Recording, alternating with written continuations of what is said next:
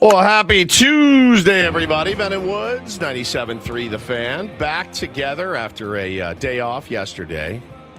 Hope you all had a pleasant Memorial Day and remembered the reason for Memorial Day. Paul, looking at you. Well, I didn't go on vacation this weekend. I did. It's what the troops, the fallen troops, would have wanted. Welcome back. Good to see you guys. I'm Woodsy. That's Paul Reindl. He's the executive producer of Ben and Woods. Paulie, how are you, buddy? Hey, how are you? Doing great. Ben Higgins, your friendly neighborhood sports anchor, news anchor last night. Saw a little bit of your broadcast. How'd that go? Yeah, went smoothly last night. A lot of Memorial Day ceremonies and reflections that we covered. So that was a large part of the evening yesterday. Everyone's wondering if you were going to play a chip. I didn't hear any chip today. No, there's no chip today, dude. There could have been a chip. I do think you have to be. I'm trying. You have to start. I know you have to start conserving. You only have 10. I've got 8 left. You can't run out of them by the All-Star break, bro. There could be real problems in the second half. I mean, there's certain players I'd like to take a chip and throw at them right now. Manny Machado being one of them. Tough when your guy is off to the worst start ever. Now, we are fully at the blame the media. We are fully there. Just so you guys know, today is what? June what? 2nd? What is it? May 26th. It's not even June, buddy. Tell I had a rough weekend. What is it? May 26th. Okay. I thought it was June 2nd. May 26th, and we are at it is my fault, it is your fault, and it is your fault that Manny Machado is not hitting. So don't really know where to go for it. Like it's the media needs to be harder on Manny. Manny, you suck. Figure it out. You make too much money. No. You got to go down and do it to his face. Oh, yeah, I'm not doing that. No, come on. I do think it's funny, and I had someone in my tweets yesterday who said no one in this town will say the honest truth. Right. And I said, okay, fine. Manny Machado is struggling and is not playing well right now. And now I'm the first person to say it. God, you're so brave. And otherwise, no one in town would have had any idea. This is breaking news on 97.3 The Fan. My favorite bit is Manny Machado is struggling. You heard it here first. Breaking news again. Manny Machado is struggling at the plate. You won't hear this anywhere else. In fact, my favorite is that bit. No one's talking about this right now. Why isn't anybody? Everybody in San Diego is talking about this. This is my favorite. And a lot of podcasters do it. A lot of podcasters do this. Nobody's talking about this right now but us. Nobody. Did you guys know Fernando Tatis Jr. has not hit a home run and Manny Machado is batting 176 or whatever? Holy Why cow. is nobody talking about this? Joshua says if this was New York or Boston, they'd get chewed out. Yeah, man. I mean, look at the Red Sox, how good they're doing. They get chewed out all the time. Look how good they are. But you also look at the Mets. Oh, my God. They're gangbusters. I'm really glad you brought that up. I think this is really important. And if I can just speak about this for a minute, because I've really been thinking about this quite a lot. And here's the thing, right? When it all comes down to it and we like really begin to understand, like, this is what I think. Podcast, by the way. But this is why we have you on. It's my opinion. It's so my friend works at the New York Times, right? Yeah. Oh, nice. Yeah. And so this is what I think. There's a lot of conversation and there's a lot of dialogue around the subject without really dissecting and understanding the subject. It's the best imitation of a podcast of all time. But listen, I see your frustration. I understand your frustration, but we'll get there. But people then want us to say bad things about Manny Machado. And I also got the tweets like, he's your guy. You guys are just going to continue to be nice and say nice things about him. Remember, big picture this. Manny Machado is a future Hall of Fame baseball player, one of the best who's ever done it in his life. He's been nothing but a positive in San Diego, good family guy, never gets in any trouble at all. Do you really think that we should sit here and just relentlessly hammer him for offensive struggles? Isn't life bigger than that? Of course he wants to figure it out. Of course he would like to hit more. Us saying something on the radio is not going to make him want it more, and him wanting it more is probably not going to make him hit more at all. Those things don't follow logically. Yeah, I don't care at this point. Like, he does have to hit. At some point, he can't be hitting 176 or whatever, 170. What they say, he's the worst qualified hitter in the NL. Nationally. That's so tough and completely unexpected. I think the problem is it feels stupid to single out anybody right now. Yeah, maybe don't bat these. Last week it was Tatis. This week's apparently going to be Manny. Next week will be Xander's turn, and then we'll get to Merrill after that. But why can't we just talk about the offense as a whole? I think you really can't put those guys together. Manny and Merrill together is like black hole right now. They're both terrible right now. Unfortunately, there's no one to put around. And Duhar is now in a slump and struggling. In a slump. Laureano's never really gotten out of it after his hot start. He's been slumping. Let me ask you guys this. Castellanos is now slumping. I mean, you're just putting different slumping players together in a lineup that is full of slumping players. Joshua says, Matt Kemp said it best. Matt Kemp, by the way. When he was in San Diego and he wasn't doing good, they never bothered him. When he was in LA, they would let him have it. Who did? The fans? The media? The media, I guess. They traded him. They got rid of Matt Kemp, right? Like they got rid of him. I don't know that you're going to be able to find somebody to take some of these contracts off the Padres' hands. I promise you the players all feel the pressure from the fans in the city right now. They're not going, no one cares. Yeah, they're fine with what we are doing right now. I don't know. I think the place is filled up every night. They hear it. They understand the fans are not happy right now with how the offense is performing. Well, listen, I think we're a convenient target. Anybody else is a convenient target. The target should be on Manny Machado to be better, and he knows he's got to play better. We all want him to play better. At this point, would you want to should we call him names and stuff? Because I don't know. That's not really who I am or who we are as a person. Again, remember. Future Hall of Famer, one of the best. He's got to hit. He's got to start hitting. Who has ever played the game? We are a bunch of schlubs on the radio. Yeah. Wouldn't it be somewhat, I don't know, inappropriate for us to just? What do you want us to say? Manny's a turd. Manny, save that, Paul. It does. I mean, I just don't feel that. I don't believe that in my heart. I don't know that he's gonna have a great season. I don't know if he's gonna figure it out here. Dino says we coddle the stars. I mean, dude, they're such good players, bro. They're such good players that aren't playing well. That's what I look at. Is I go, man, these are my guys. I'm a fan of the team, right? I'm a fan of the guys that are on. I love all these guys. I do. I'm a media member admitting it. I do. I love them. I love rooting for them. My kids love them. My wife loves them. We're fans of this team. All these guys, and they stink though. I mean, the offense stinks right now. There's no question about it. I think we've been. I think we're able to say that every day, but I don't want to start. We've been off for 3 days. All I want is for my players to care as much as the fans do. And I do believe that I believe they do. That the Padres players care quite a bit and want to get better and are working hard to get better. It's just not working right now. I got a guy tweeting this weekend. He goes, "Hey, is it time to start booing?" I said, "Dude, do whatever you want. Boo away. If you think it will help. Have a ball." I mean, you might want to wait until they actually lose the series. They won their last series. Yeah, they did win the series against the A's. They won their series against the A's, and there's still 2 games left against the Phillies. And we've seen this play out time and time again all season. We start to feel the angst and panic, and then they win a couple of games again, and you feel good. And they haven't fixed everything, but they've yet to truly go into free fall. Into the crapper. Yeah. I think it's just we all see it coming. Like we all they're either going to turn it around offensively and figure it out, or they're going to fall off a cliff, and we'll really be where a lot of people think we're at right now. We're not there yet, but I don't see how this keeps up for another 3 months. I agree October. Dino said, "Should media be fans?" I mean, I don't know. It's I don't really a personal preference, man. Like I don't sit in the press box. Dino, hold on. What would a non-fan media member be saying? Dino, now? I don't sit in the press box because I like to root for the team.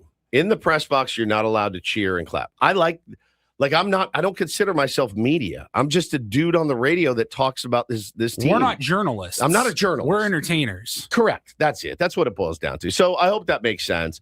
I didn't want to devolve into this at 6:11. How was everyone's weekend? That's what I want to hear about. I want to hear about your weekend. My weekend, I came to the realization that I'm not 21 years old anymore.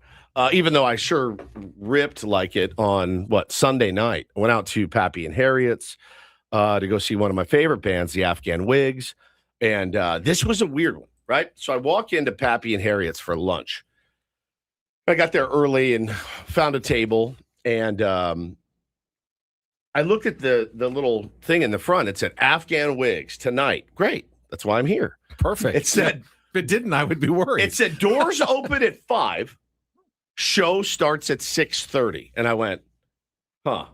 Okay, so there's a band that opened for them called Mercury Rev, who I have now fallen in love with. So weird and ethereal, and it's kind of like the Flaming Lips, if you've ever heard the Flaming Lips. So I knew they were going to come on at 6:30. Ben was just talking about the Flaming Lips. I bet he was, and their entire catalog. Yeah. So it says Mercury Rev will be on at 6:30. So I text my buddy, who's the guitar player for the Afghan Wigs, and I don't want to bother this guy. He lives in Joshua Tree, so I'm sure he's busy as hell. And I said, hey, I saw it's an early show. Will you guys be on around 8? He goes, yep. And I go, 8? Now, Hannah and I had seen them on Saturday night at the Observatory in North Park. The Wigs didn't walk on stage till 9:30. So I go, what is going on? And then I thought to myself, oh, they're going to come on early because they're going to play for an extra hour. Ooh. It's the last night of the tour. They're going to blow it out. 6:30, Mercury Rev walks on. 8 o'clock, the Wigs walk on. 9:30, the Wigs walk off, never to be seen again. That's it. 9:30. That was it. Wrap it up. That was it. It was a getaway day. It was it was like the tour's over. But I thought 9:30. I've never had a concert end at 9:30 in my entire life. Was there a curfew? The neighbors was too loud. Bro, for you are literally the 7 people. You are literally within 100 miles of you. You're in the middle of the desert. Let me tell you, when I say it's lawless. You can smoke there. You can be standing in the front and be like, yeah, what's up? Like, it felt like it was 1994 again. It was crazy. And it was so fun. They played so well. And I actually ran into a couple tier 1s out there as well. It was a great night. But those that Maker's Mark really hit the spot. So it was a blast. I rarely drink now. I rarely imbibe.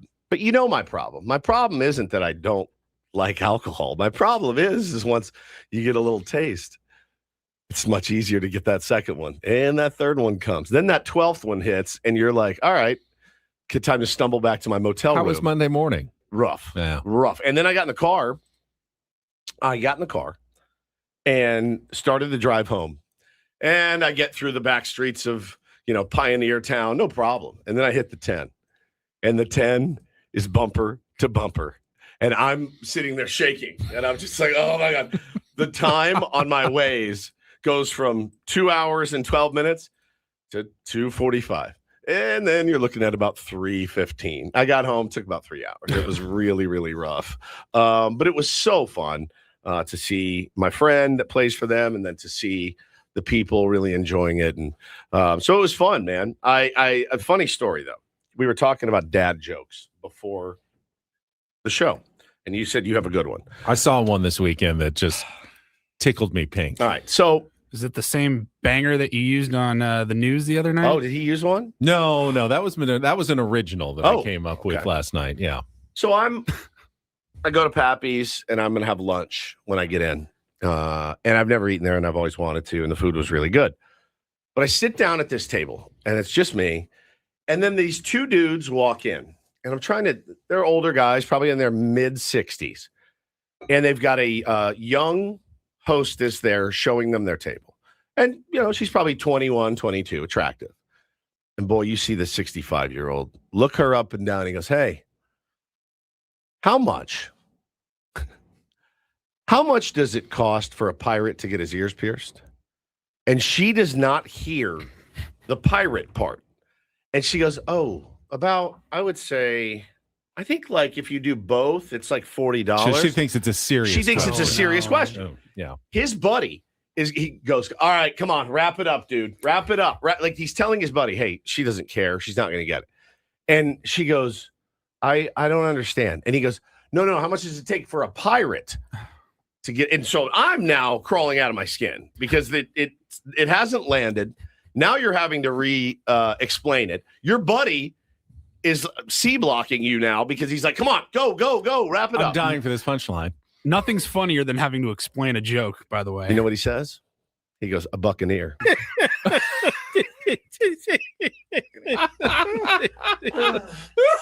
She looks at him like he just told a joke in Japanese.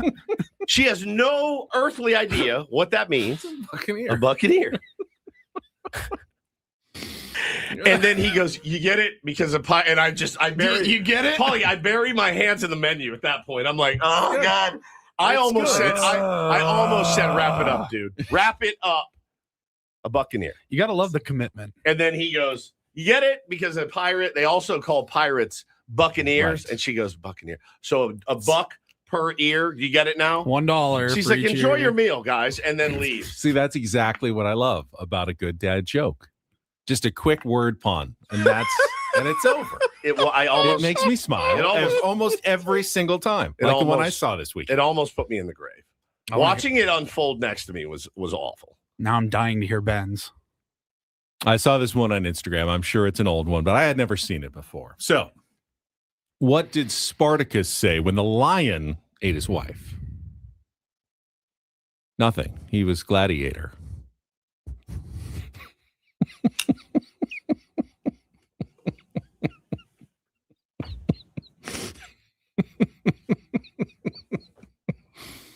I don't think I can go on much longer, to be honest.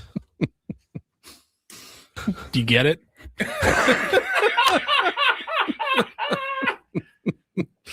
Gladiator, as in, a gladiator. Yeah. But also. Yeah, I agree, Caitlin. That is worse than the pirate one. And the crowd goes mild, Joshua says. So you read that on Instagram. Yeah. What is your Instagram feed littered with this week? Dad Terrible jokes, joke. Jesus God.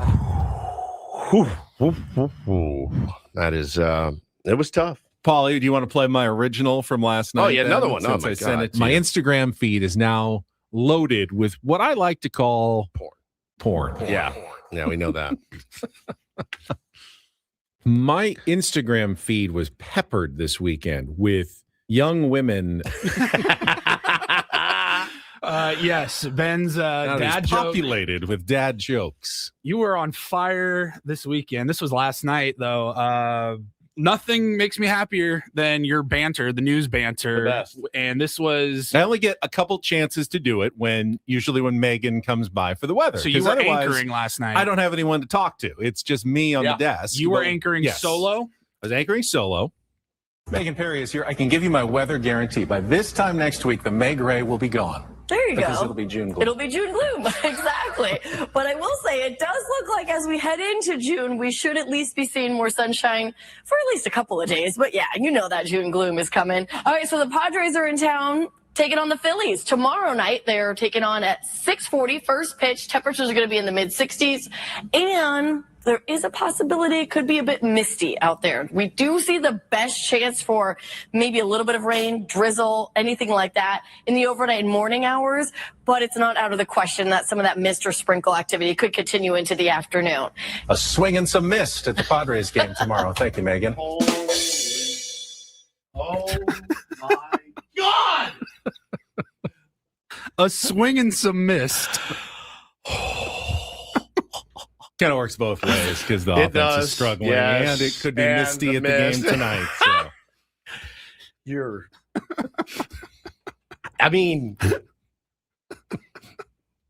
It's pretty good. I was born for this. I really was. You really were. I really was.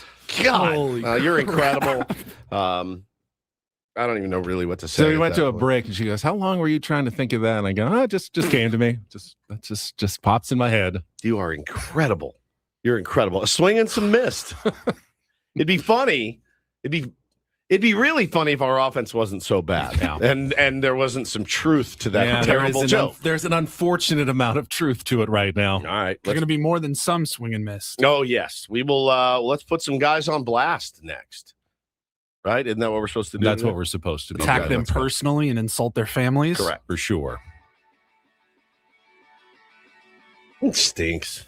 Yeah, you had your chances yesterday, man. Oh, many more chances than the other team did. That's for sure. That's what makes it more frustrating. It's almost easier just to roll over all the way through the game. I swear to God, I'd rather have a 12-0 loss. I know. I'd rather. I swear to God, one guy reach second base. No, that 10 chances with runners in scoring position. Terrible, dude. Just continuing a all right remarkably bad trend for the homestand. We'll talk about it. Yep.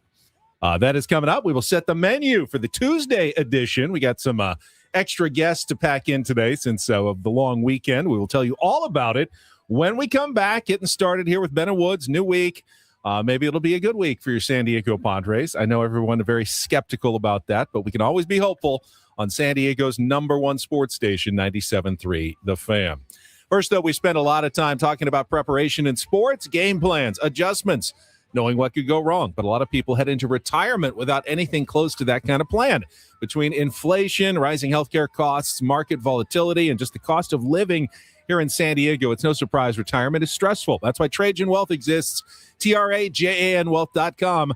Trajan Wealth works with people who want clarity instead of guesswork.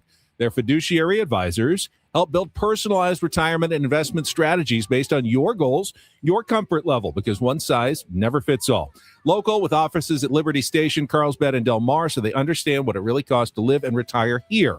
If you've ever thought about getting a second opinion, it's an easy place to start. Just go to TRAJANwealth.com or pick up the phone, call 1-855-TRAJAN1. That's 1-855-TRAJAN1. And when you're ready, everything starts at TrajanWealth.com. Trajan Wealth, plan smarter, dream bigger. Advisory services through Trajan Wealth LLC. Additional services through Trajan Estate and Trajan Tax. Additional disclosures at TrajanWealth.com.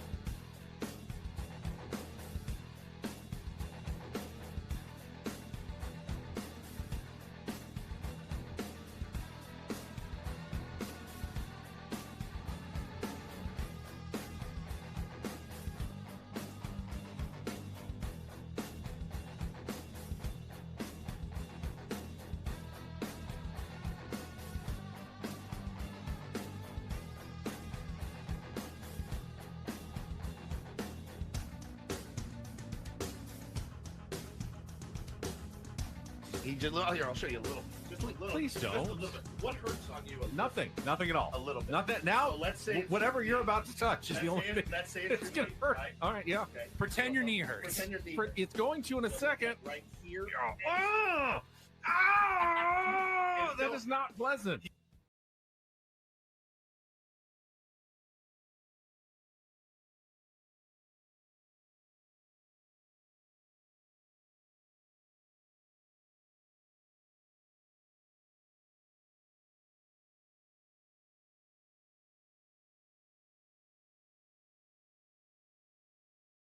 And this pool on this roof.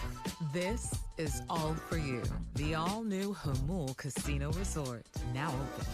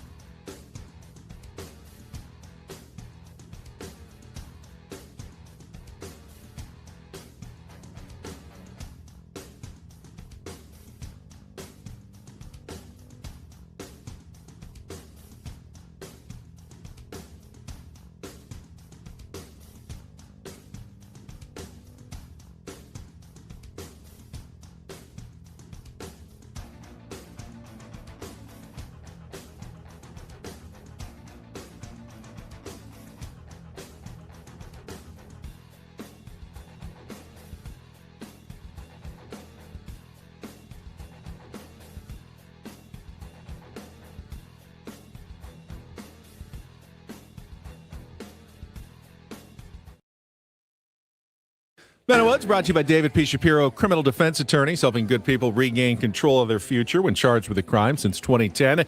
Visit davidpshapirolaw.com. Going to talk a lot of Padres baseball. There's been 4 games since we were last with you on Friday morning. 500, buddy. 2-2. 2-2. Yeah, a series win over the A's. We'll get to that maybe in the 7 o'clock hour, but we'll start with our Padres Wrap-Up and yesterday's very frustrating 3-0 loss to the Philadelphia Phillies in the opener to the 3-game series with some positives. I thought Griffin Canning looked pretty good. Yep.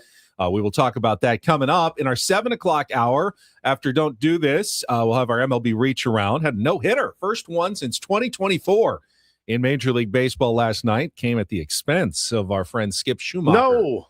And the Texas Rangers yesterday was a combined no-no. Will we get no-hit this year? Ooh. I mean, you would think the team with the worst average, the worst OBP, the worst would be the one that gets no-hit. It was actually the team with the worst pitching, the Houston Astros, who got the no-hitter. Make it make sense. Never really does in baseball. At 8:35, it's an Incorporator Tuesday. We will be joined by Jesse Agler, voice of the Padres, on our SDCCU fan hotline. It's not Big Bank Banking. It is better. Practical question, Ben? Yeah. Now, he never did get Humgruffin in. He didn't. Do we make him do double? Oh, the H word and the I word. I think that makes sense. I do too. See if he can do it. Should I try to come up with an I word that works with Humgruffin as well? Fine. So you can get them all in the same sentence? Absolutely. I'll do some research before Jesse joins us at 8:35. And then at 9 o'clock, we'll get our Lynn Side, our usual Monday guest, Dennis Lynn from The Athletic, to join us. Get to a Reindl Report late in the show. Paulie might get to mention the New York Knicks headed to the NBA Finals. They completed their sweep of the Cleveland Cavs, now waiting either the Thunder or the Spurs, who are tied at 2.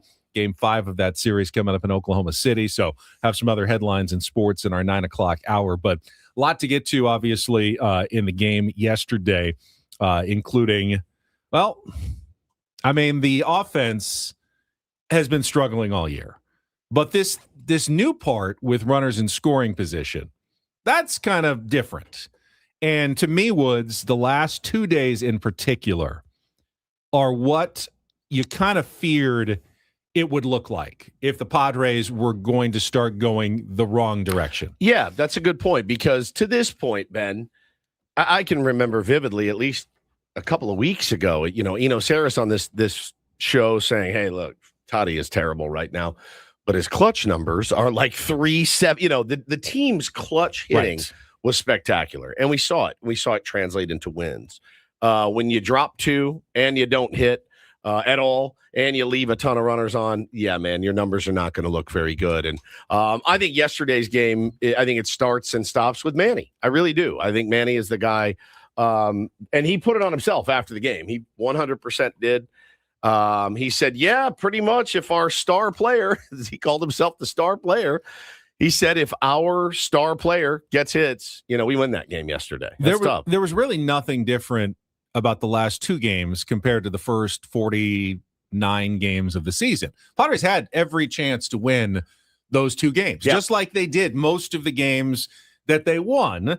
And then in all those games, they came up with some big hits, clutch home runs, late offense, rallied against bullpens, pulled games out of the fire in the 9th inning. They did that so often that they built a pretty darn good record, double digits over 500. But if you stop hitting, eventually you're not going to get those, miracle comebacks at the end. You're not, if you don't get your hits with runners in scoring position, you're going to see a lot of games that you lose 5-2 and 3-0. I mean, you get decent pitching. Your bullpen keeps you in it. Certainly, you're not going to see a lot of games get away from the San Diego Padres. I mean, every team is going to have a clunker every once in a while pitching. But for the most part, the Padres' starting pitching has been good enough, and the bullpen has been outstanding, that no one's going to be putting up 9-10 on the Padres on a regular basis. They should always be within striking distance. Within in a game. With having the ability to win a baseball game. And I know we've said that before. And I know that I think every skipper we've ever interviewed has said that, right? Hey, man, we just want to be in the game. If we feel like we're in a game in the 6th, 7th, 8th, 9th, we feel like we've done our job. Now, to really do your job, you're going to have to come through at some of those points. I really liked what Manny had to say after the game. Here's the quote. We're scuffling as an offense, obviously. It doesn't help that your star player leaves 6 on base. 6. There goes the game. I don't really think it's anybody else. You get a hit there, even drive in a run by hitting a ground ball, double play. I should have done that in the first inning. The game changes a little bit there. AC, this is pretty good. Called him the straw that stirs the stink right now, which I think is very, very clever, Kevin. I thought the media was too soft. Yeah, that's pretty good. This is the burden of a guy whose contract pays him an average of more than $31.8 million a year. Yeah, man. He you used to say, I believe you coined this phrase allegedly. As Manny goes, so go the Padres. Which has not been the case this year at all. Not really. Manny's been terrible. And the Padres have found a way to stay how many games above 500 now? 8? 9. 9 again. 9 games. They've been living in this 9 games above 500 world. But, I don't know how we can belabor the point anymore. If the offense doesn't hit, the dam is going to break. Yeah. It's going to break, and you're going to lose 7, 8, 9 in a row, and then you're out. Then you're really on the path to mediocrity. But as it stands right now, they have the 6th best record in all of baseball. 6th best record in baseball with the worst offense you could possibly draw up almost.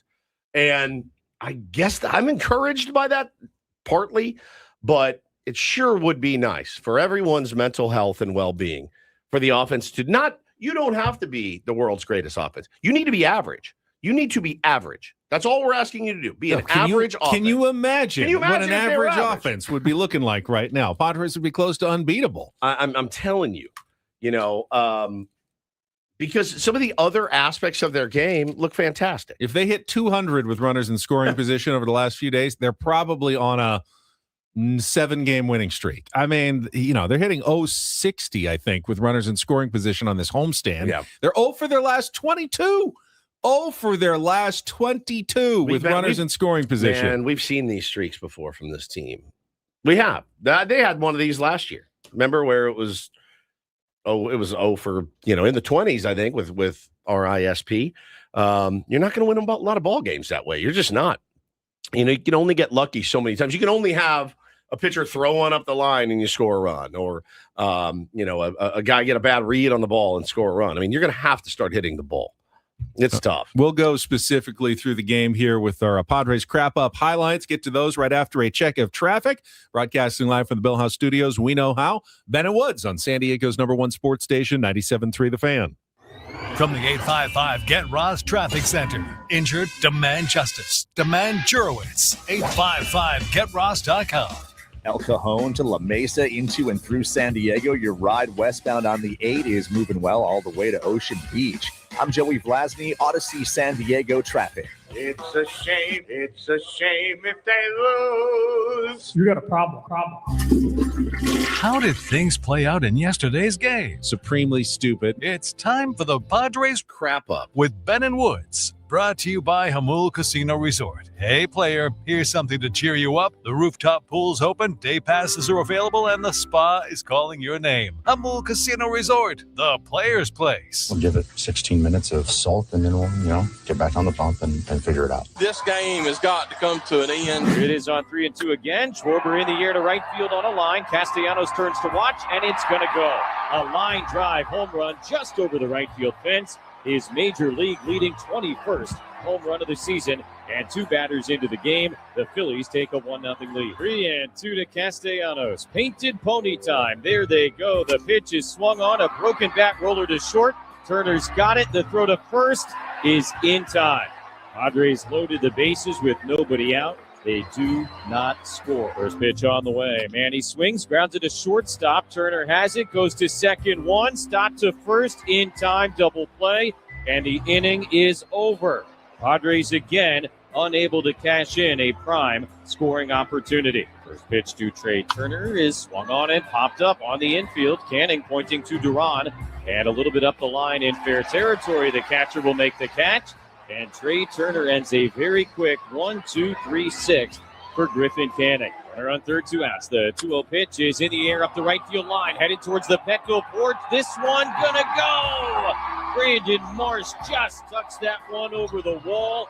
And at the very last moment, perhaps, for Griffin Canning, a devastating 2-run homer to make it 3-0. Duran comes set and ready. France leads at second base. Now the payoff pitch, and Laureano swings and misses. Strike 3. The ball game is over. Padres are shut down and shut out by Jesus Luzardo and 3 Philadelphia relievers as the Phils win this holiday matinee by a final of 3-0. Yeah, he pitched great today. Outside of 2 pitches he'd probably like to have back, he did exactly what we needed today. We kind of had a short bullpen, and he got us into the 7th inning, almost got us through the 7th inning. So big outing for him. Saving that bullpen and really giving us a chance to win. Yeah, I thought the first inning was absolutely critical, obviously, in the game yesterday. Not so much for the Kyle Schwarber home run. He's doing that to everybody right now. 21st of the season. He does own the Padres, and hits better at Petco Park than maybe anyone has ever hit. It was pretty poetic on the broadcast yesterday. They were just glowing about that 2022 NLCS home run that still hasn't landed. I was there. I will glow about it for the rest of my life. It was unbelievable. I think about it often, but they were talking about it. Yeah, you all remember what happened a few years ago, and then they showed the highlight, and then back to the live game, and the next pitch, gone. It was a long at bat against Canning. You were nervous knowing, he's up there. Wasn't even the worst pitch. Full count, change up, outer half at the knees. Got him out in front of it on a one-handed swing. He's just so strong that he was able to get it out. But the real, obviously, game deciding, and even I, who tend to remain optimistic. When the Padres loaded the bases with nobody out against Jesus Luzardo in the bottom of the first inning and were unable to score a run, Manny came up. He did work the count full, fouled off a couple, and then a sinker got him right at the knees. He swung over the top of it. Jackson Merrill had one of the worst 3-pitch at-bats I've seen with the bases loaded. Yep. Swing miss, looking strike. Yeah, it was awesome. On the outside corner. And then I thought, oh, this would be poetic. Nick Castellanos against his old team, and he ends up grounding to short. As the Padres, this is hard to do. Padres went 0 for 4 with runners in scoring position in the inning because with the first and second and nobody out, it was an error on the ground ball by Bogarts that loaded the bases. So that's an 0 for 1 with runners in scoring position. And then they went 0 for 2, 0 for 3, and 0 for 4 that's cool. to not score in that inning. And when they were unable to score in that inning, I did see the vision of, okay, Luzardo's going to lock in. Yeah. That was their best chance. It often is against a good starting pitcher like Jesus Luzardo. And that will probably be the defining moment of the game. I hoped I was wrong, but certainly at that moment, I felt like that's what was going to happen. Because then they had another opportunity 2 innings later. In the bottom of the third, first and third, 1 out for Manny Machado.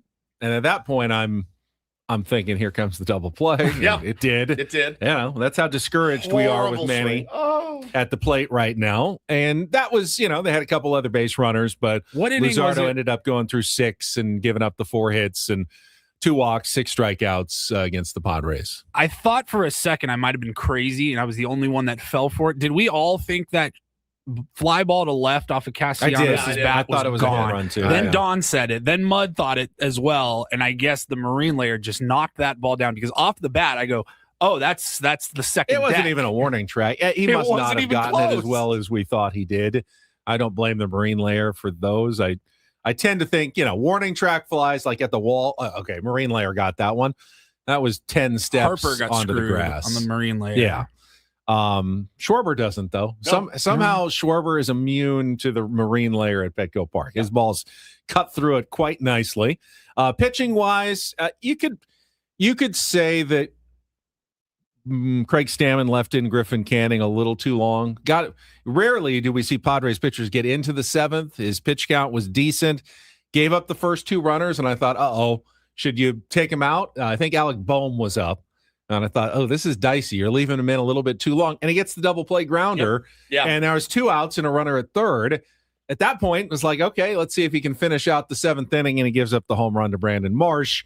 Which turned to 1-0 game where you thought, well, maybe they got a chance, to a 3-0 game going, with this offense right now, that seems pretty insurmountable. So they didn't score either way. So I can't say that lost the game for the San Diego Padres. But, otherwise, that's what they need from Griffin Canning. Get deep into games, 1 run into the 7th inning. That's a good performance by Griffin Canning. Take it every single time from Griffin Canning, man. Absolutely. And the pitching has done, they've held up their end of the bargain for this team this year. And I as I drove in this morning, I go, what is a fresh and creative way to talk about the offense? And I racked my brain, Benjamin, and I have nothing. I have nothing other than here we go again. Here we go again. Boom Drizzle said, if Manny goes, the team goes. Manny hasn't gone. The team is playing much better without Manny Machado because, again, I don't really like the Wayback Machine, but on opening day, if you told me on May, what are we at? 26th. May 26th. Manny, Merrill, Toddy are terrible. What's your record? I'd say we've won 12 games. 12, 13, 14. Battling the Rockies for last place. Pavetta's down. Pavetta's down. Musgrove's down. You knew you was going to be out. Manny sucks. Merrill sucks. And Tatis sucks. How you guys doing this year? I go 12, 13 wins. I would think 500 would be an absolute miracle under those circumstances. Oh, my God. Miracle to be at 500. I mean, put it all together. Craig Stammen, manager of the year, manager of the century for having this team at 9 games over 500. Right 9 games over. And listen, I think we all are, I think a lot of us at least have maybe changed. Like, I like offense in baseball. I do. Call me new school, whatever. I like that 1-0 game against the Dodgers was awesome. I mean, it's the edge of your seat, biting your nails. But I love a 6-5 game, a 7-4 game where your offense shows up. These games are tough to watch. I do not blame the fans and the customers for being upset. Saturday's 2-0 win was not very fun to watch. No. Like they had 2 hits all night. They looked lifeless for most of the game, and yet you had the lead. Like every other game, you were in it the whole time. But it's been the Padres recipe for, I don't know. I can't say for failure because they're 9 games above 500, but pitching's going to be pretty good. Offense will keep you within, you're going to be within 1 to 3 runs. Like you're going to be within one swing of the bat of tying it up pretty much the whole game. So that keeps you locked in as a fan, but you don't feel very good. Confident. You're not confident about it. Yeah, it's tough. I think the bummer for me is like there's a lot of stars struggling in baseball right now, a lot. But you still look at their struggles and you're like, oh man, I can't believe his OPS is only 803. You know what I mean? Like we would kill for our stars to be struggling. If our stars were struggling the way that Lindor, who was the graphic I tweeted the other day? It was Lindor on there. Oh, it was Vladdy Jr. And there was one more star that was really struggling besides Tatis. Acuna. And you look at their numbers, you're like, oh my God, we'd be the best team. We may not have lost a game if our stars were struggling like that. Not extraordinary struggles. Correct. And everybody's had some struggles. It's just the Padres are the one team that their players have just not been able to really get out of them at all. Yeah.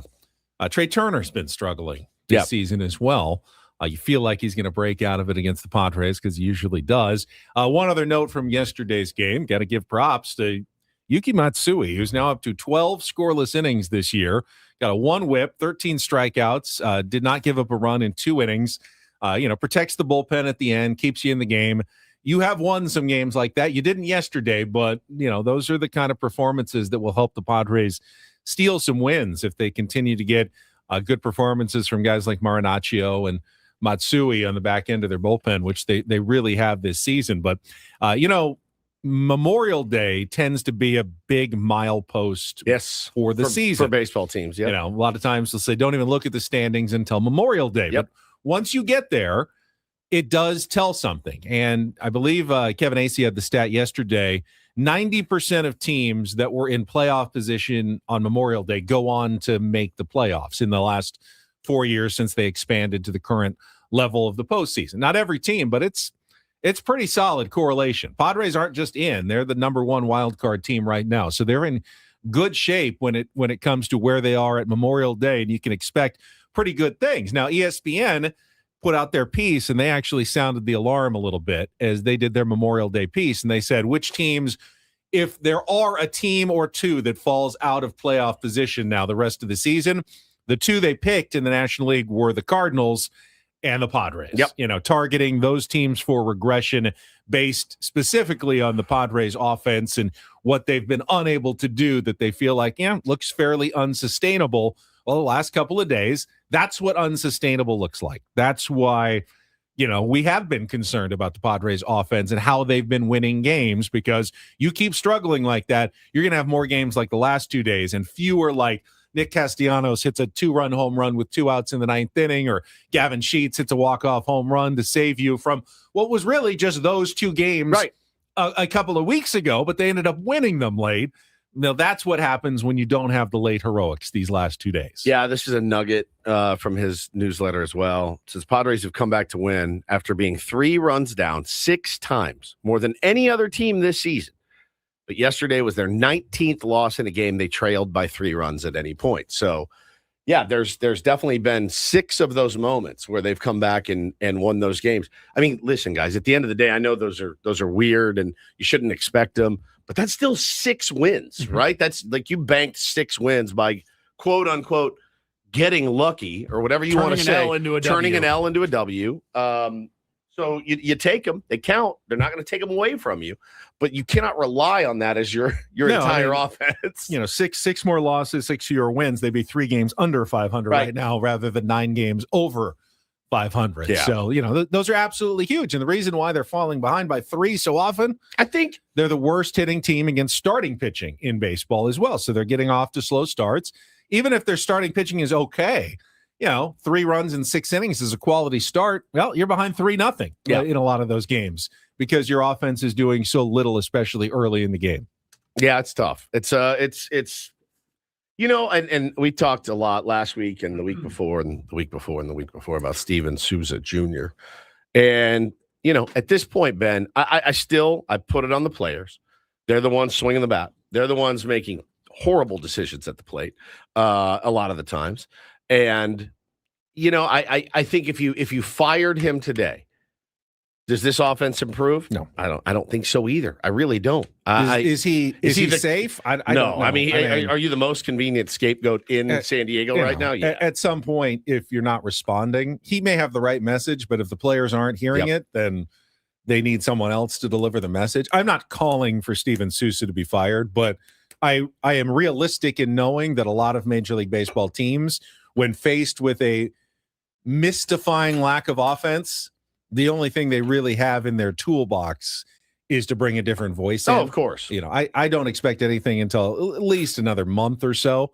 But if they don't get the offense going in the next few weeks, that is something you will consider. That is something any team would consider. And it's not because Steven Souza is incompetent at his job or doesn't know hitting. It's simply because whatever he's saying is not clicking with the players for whatever reason. And it's probably the player's fault more than it is the hitting coach's fault. Say 100%. It's not working right now. You can't just drop. You're not going to drop contracted players like you can Manny, hitting coaches. And something has to change. Somebody's got to take a fall. But when we come back, I want to play what Craig Stammen had to say. And it was very different than what we would have heard last year if the Padres were in a slump, and they were from Mike Schilt. It was definitely a little more honest from the skipper of the San Diego Padres. I think fans will appreciate what Craig Stammen had to say after the game yesterday. Wasn't sugarcoating things, but was also not a doomer and gloomer. As you're not going to see that from a manager, but he was honest about his team's struggles, and we will hear from the skipper of the San Diego Padres when we come back. Hour number 2 of Ben and Woods. We got Don't Do This. We've got a couple of guests later in the show, all coming up on San Diego's #1 sports station, 97.3 The Fan.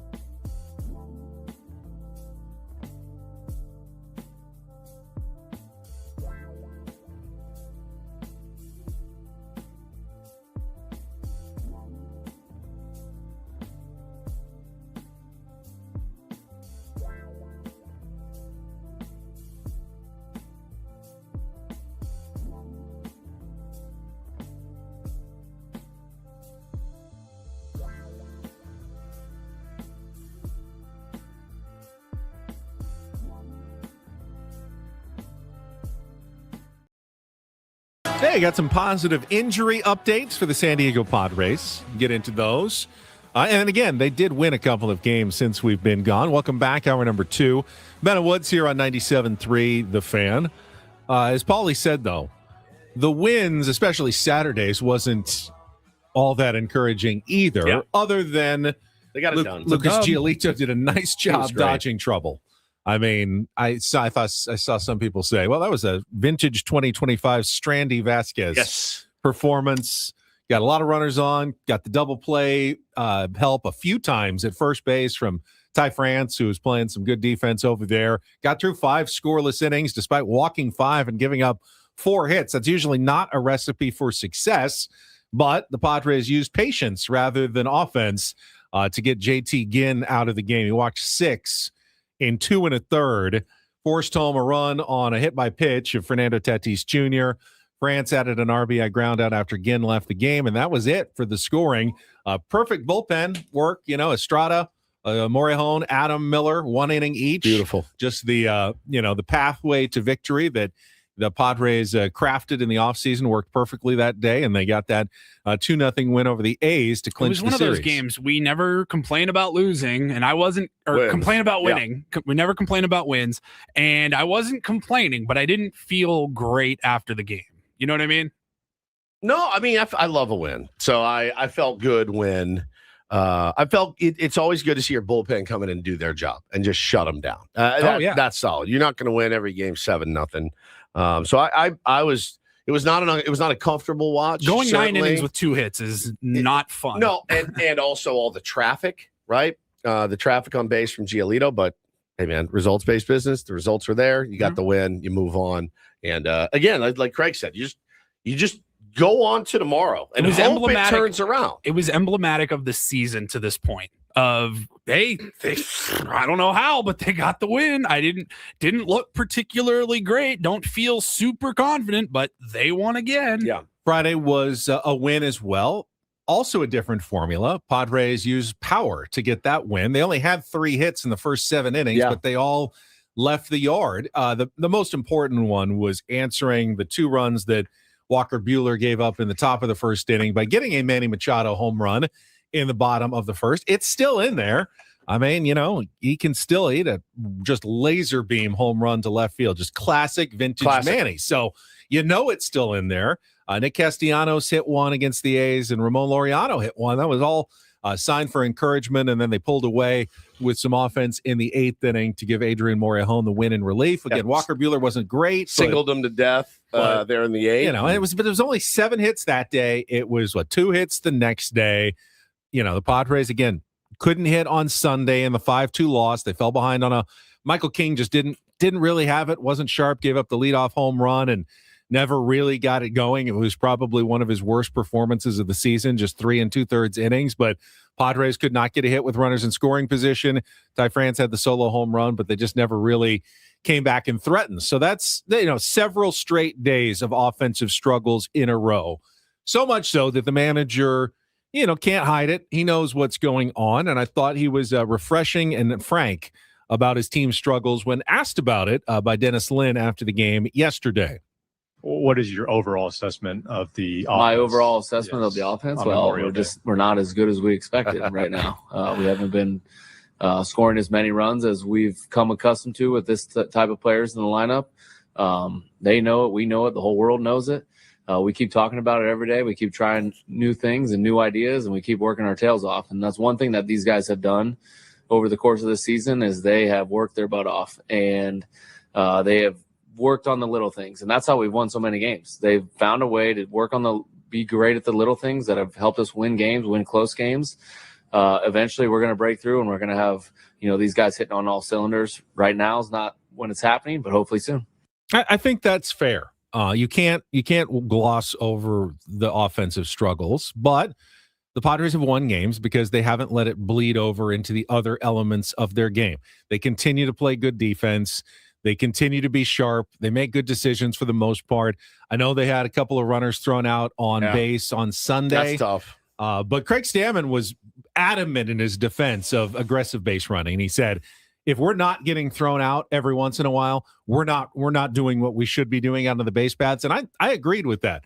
If you never get thrown out, then you are not trying enough. I mean, you never want to see a guy get thrown out by 10 feet, but both of those, they had to at least pause and go, hey, can we look at the replay, see, make sure he got the tag down? They were close plays. You sent Ty France. You didn't give Miguel Andujar a chance to drive in runs with 2 outs, but, well, I mean, you got a team that's in an 0 for 22 stretch with runners in scoring position. Do you gamble and try to send a runner, or do you wait for another guy to make an out at the plate? I think you gamble and send a runner in a situation like that and make the other team make a perfect double relay throw to get to home plate. That's what I think. Tatis a little too aggressive. He just wants an extra base hit so badly, and he saw that area in the gap, and he thought he could get to second. That was a bad decision by Tatis, but certainly understand wanting to get into scoring position with 2 outs there. Landed, I knew he was going. I did too. So did he. I thought he was going to make it also, and he didn't. Probably should have stayed at first, but then you get a runner at first base, 2 outs, and you need what, two more hits with 2 outs to score a run? Right. Padres haven't been doing that. So I think aggression on the base paths is fine. But for the most part, they continue to play good baseball. They just aren't hitting the baseball. Can you separate those two things? I mean, I don't know. A lot of fans can't. I think they see a bad offense and they see a team that is listless and not into it and doesn't care. Yeah, I don't see that. I don't see that. I see a team that is very into it, that is very sharp, that just can't hit. Yeah. And, the danger is that just like any one of us, that they get frustrated and they start letting it bleed over into everything else. And then you start playing sloppy baseball and things really get bad. Yeah. I mean, I think you can be an incomplete team that still plays good baseball. I think those exist. I think that's probably what the Padres are. They're very incomplete. Obviously, we know the offensive struggles. Oh my God. If we had a nickel for every time we said offensive struggles, we'd be rolling in nickels right now, Benjamin. But again, you can't discount being 9 games up. You hope that continues, that kind of gritty way that you find to win games at times, like the 2-0 victory over the A's. I mean, that's a tough win, man. But you got it at the end of the day. A's are a pesky team. They're pesky. They are pesky. They're not a bad team. They're not the A's of the last, however many years. No, they are pesky. I love that we won that series. This series is going to be a little bit tougher to win now, based on the fact that you let Luzardo off the hook yesterday. You did. You had him. You had him on the ropes, and you let him off the hook. His numbers don't look great, but his numbers behind the numbers, his FIP, it looks pretty good. He's still a very good left-handed pitcher. In Major League Baseball. And you had to take advantage early when you had those runners on. Just knew that when they didn't score early, that's how that game was going to go. I mean, it is us and the Mets right now, Ben. We are percentage points away at this point, with it being the who's the worst offense, right? So our average right now as a team is dead last, 219. They got us. Actually, the Mets are way above us with a 227 average. This is the one. OBP is tough because you're hearing, oh, man, Manny's walking more, and that's true. But they are 294 with an OBP. They're 29th in baseball. But usually having a 70 to 80 point higher OBP than average is pretty good. Right. Means you're being really selective. It's just because the average is so low that the OBP is so low. They need to get the average up. They don't need to walk more. They need to hit more. Slug is second to last. And OPS, on base plus slugging. Padres are 29th. So they are they're jockeying. They're 29th, 30th, 29th, 30th, 29th, 30th in the major offensive categories. So I'm amazed. Should we be giving them credit exclusively for being 9 games over with an offense as putrid as that? It's hard to fathom. It's remarkable. Yep. Now the Padres are getting a little healthier. Had some updates over the weekend from Craig Stammen, Dennis Lynn, writing in The Athletic, including at least some optimistic news about Joe Musgrove, Paulie. He's going to start throwing again this week, I believe. Yeah. Dennis reported yesterday that he should start throwing this week with the plan to get him back into the rotation sometime shortly after the All-Star break. Wow. Okay. I don't know if that's longer or shorter than we had originally thought, but we're almost through May now, and so him any update. We haven't gotten an update on Joe in like 6 weeks. Yeah, so I mean, you got to feel like any progression is going to be 5 or 6 weeks once you start throwing to where you can actually enter a game. So that timeline we're shakes about, out. 6-7 weeks from the All-Star break? Nick Pivetta is still not throwing. He says he's just trying to remain patient. He feels good, but wants to not come back too quickly. So he's definitely a second half of the season guy, but he fully expects to pitch again this season. Again, though, you can add both of those guys in, and it doesn't change the fundamental equation. Those guys will keep the Padres in games just like their other pitchers are keeping the Padres in games. You have to score to win. Those guys don't help. Now, let me throw a wrinkle at you. Maybe we bring Joe back as a hitter, and while you're rehabbing, swing the bat a little bit. Not going to hurt you. Well, their average with runners in scoring position looks like a bad pitching hitter, bad hitting pitcher from the 1990s. So that couldn't be much worse than it already is. One guy who actually was hitting before he went on the injured list was Luis Campusano.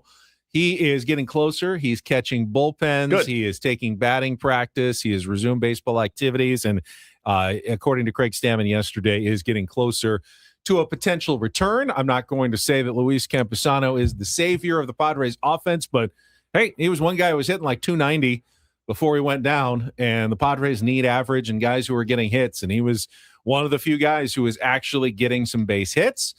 You also heard news that German Marquez and Matt Waldron are both up and starting their throwing programs as well.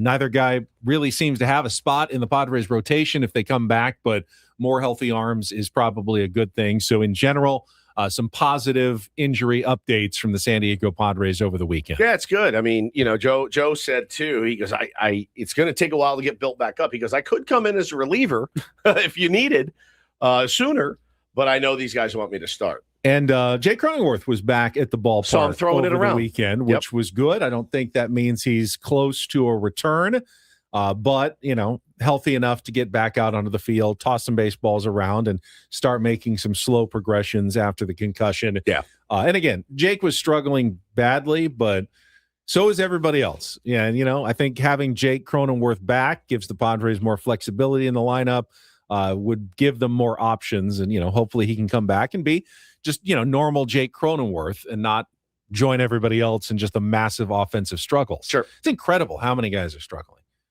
Tatis, Machado, now Bogarts, now Castellano. It's really before he not got hurt, struggling. Merrill. Before he got hurt, Cronenworth. Ty France is playing really well. Ty France, Gavin Sheets. kind of. I mean, Tatis still got on base 4 times. Tatis has actually had a lot on base and pretty good week the last few days without any power, but getting on base, leadoff hitting, doing what he should be doing there. But for the most part, just massive struggles from everybody, mostly up and down the lineup for the Padres. Yeah, it's a tough scene. All right, let's take a timeout. When we come back, get to Don't Do This. We had some very problematic hot mic audio from the NCAA Softball World Series. Was it technically a hot mic or was it a break-in? It was both. Crowd mic as well. I don't know what it was, but it was something else. Plus, we had to bleep it. We still don't know what we can and cannot play. Right. You think Ben is good at polishing losses. Wait until you hear. Oh, this guy. Is this guy your hero? Wait, is this guy your hear. hero? Kenny Atkinson of the Cleveland Cavaliers. His season is over now. We'll get to both of those coming up in Don't Do This after a quick timeout. Ben and Woods on San Diego's #1 sports station, 97.3 The Fan. Gambling problem? Call 1-800-GAMBLER. GEGE 000-466. For a full list of games and rules, play at 7 Mile Casino. Visit 7milecasino.com. Maybe all the the struggles on the baseball side of things means there's some luck to be had around San Diego for the rest of us. Could be. Perhaps sitting down at one of the great tables at 7 Mile Casino. Get some good cards at a California-style blackjack. Get some pocket aces in Texas Hold'em. I feel like 80% of our lineup would hit on 20 or split 10s, which you're never supposed to do, by the way. Don't get crazy. How about a royal flush in Yes. Pai Gow poker? You know what a royal flush is, Woods? Yes, I know what a royal flush is. I just want to make sure that you know what a royal flush is. You don't see them very often. You don't. But they are awesome. Pay out big on Pai Gow poker. Those are the games plus Baccarat that you can play at 7 Mile Casino. means? Yeah, is it payout, right? Make sure you know what a royal flush is. I know what a royal flush is. Ace, king, queen, jack, all the same suit. Correct. 10. Oh, 10. Yeah. 10. You 5. need a 10. That's 5. He's completely thrown me off with his little quiz. Just wanted to tell you guys it's just 7 minutes away from downtown, so that's great. You can go. Listen, if the boys lose a close one, great place to go. Get your mind off it. 7 minutes away. You get 7 cards in Pai Gow Poker. That's right. 5-card hand and a 2-card hand. 7 cards, 7 minutes away. Makes it easy to remember. Yeah. Also, the fact that we've been telling you for years and years on end that it's 7 minutes from downtown should probably be within your brain at this point. But check it out right off the 5 freeway in Chula Vista, 7 Mile Casino, just 7 minutes from downtown.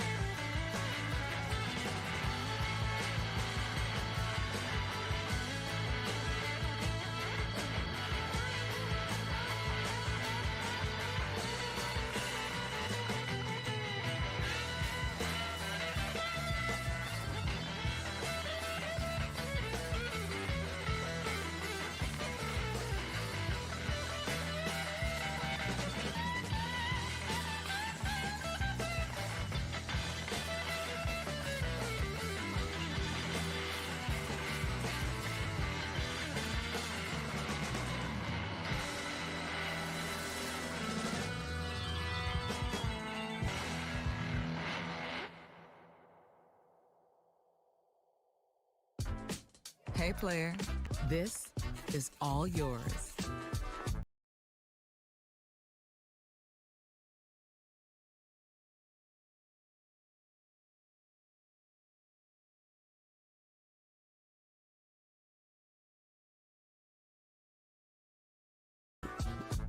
And this pool on this roof.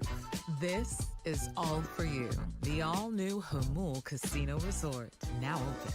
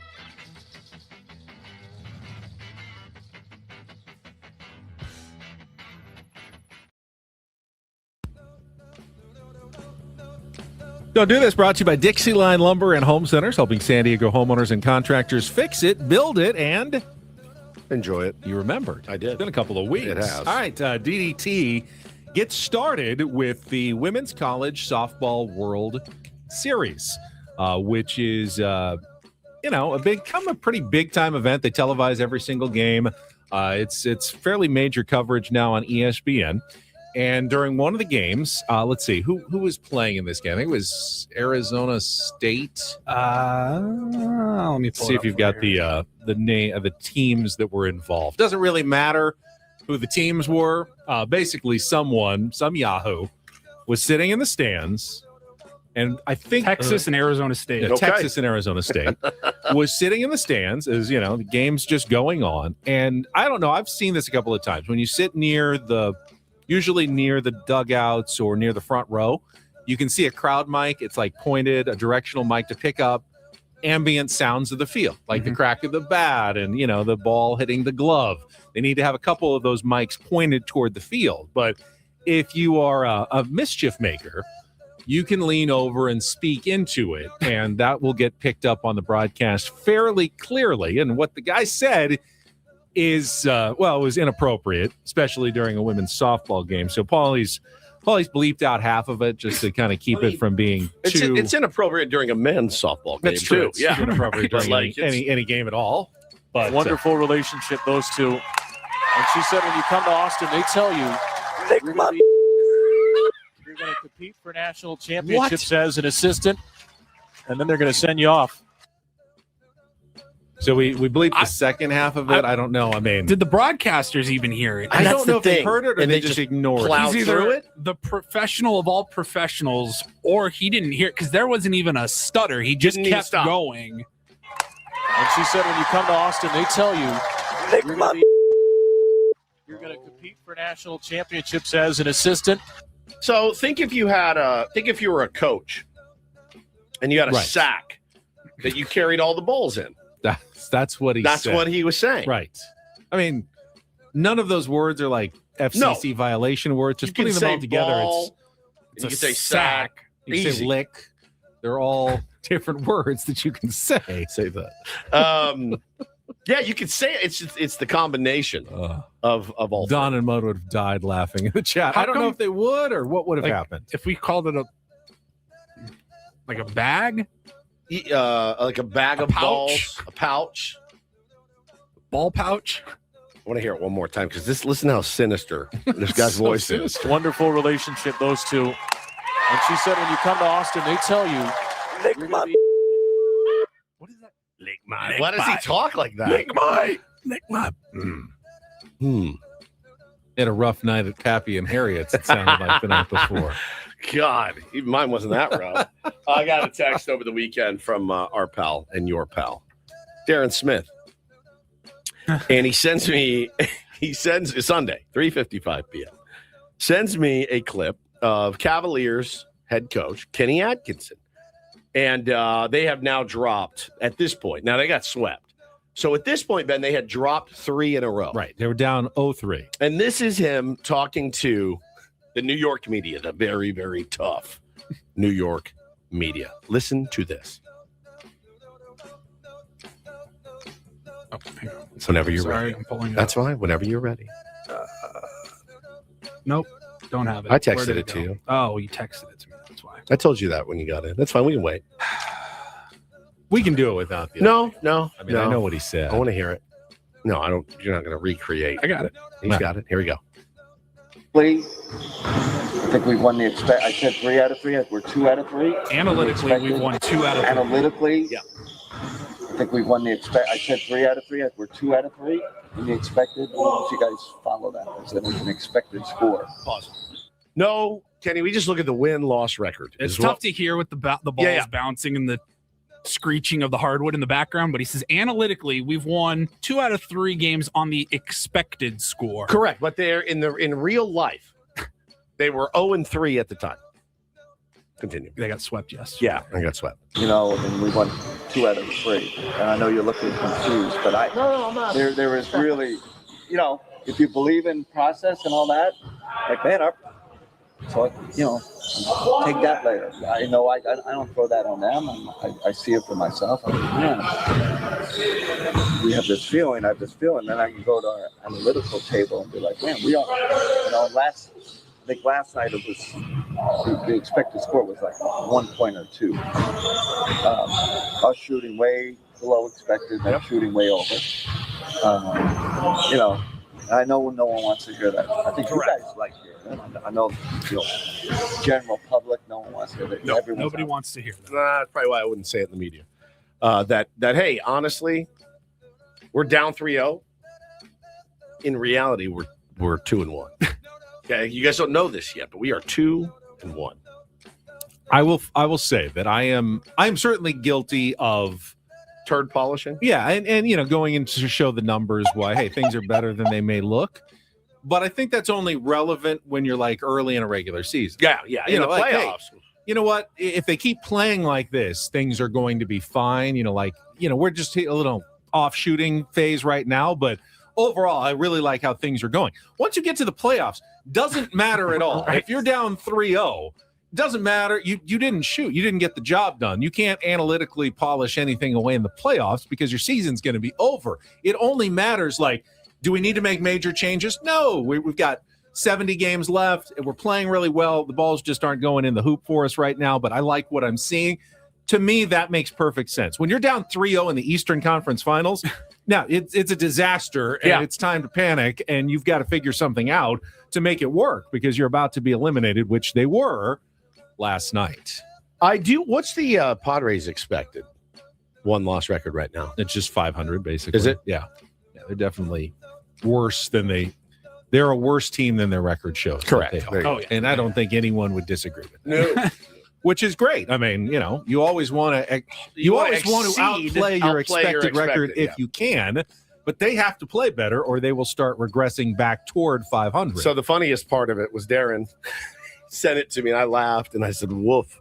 And he goes, how am I even supposed to be excited being up 3-0 as a Knicks fan? And you should because you're handling the business. But I thought that was a really, really good don't do this quote from Kenny Atkins. And I think the do this is the DD mega other side of the coin. The happiness, the Knicks fans. Oh my God, it was crazy. Ending a 27-year drought from getting to the finals, seeing the celebrities on the court, Timothy Chalamet, looking like just kids and just the fans around Madison Square Garden. That place is going to be nuts. And congratulations as well. Do this to Mike Brown, former coach at USD, graduate from San Diego here, who has gotten another team to the finals. You always want to blame coaching. He has been fired, twice by the Cavs. He was fired by the Kings, the Sacramento Kings a year and a half ago.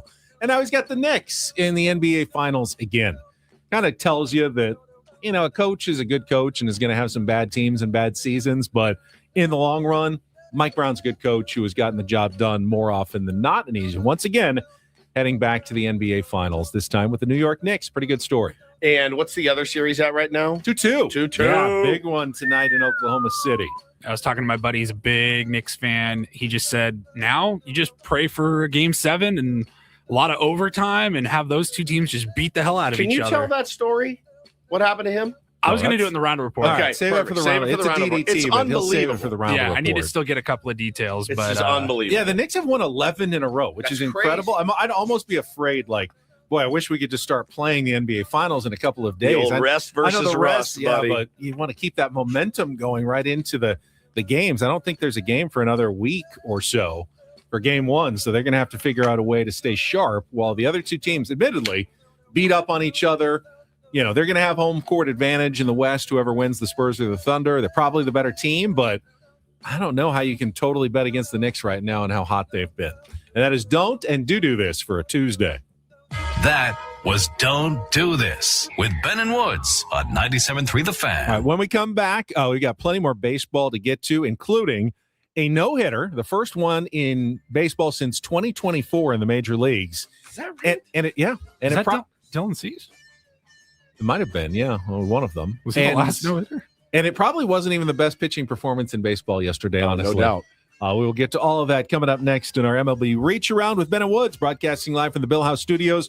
We know how on San Diego's #1 sports station, 97.3 The Fan.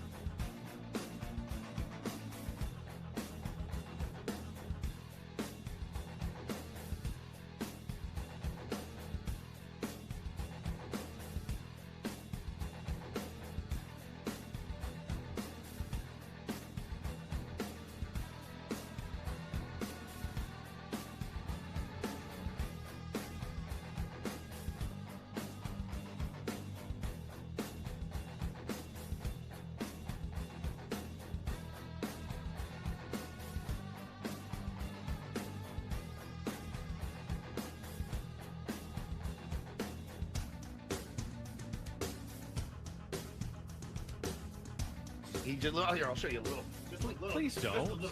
What hurts on you? Nothing at all. A little bit. Not that now. So let's say whatever you're about to touch is the only thing. Let's say it's gonna hurt. Right? All right, yeah. Okay. Pretend your knee hurts. Pretend your knee. It's going to in a second. Right here.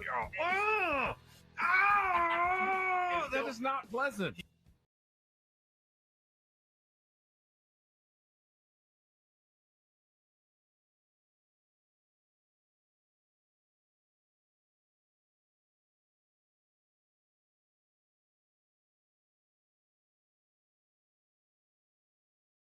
With this. And this pool on this roof. This is all for you. The all-new Hamul Casino Resort, now open.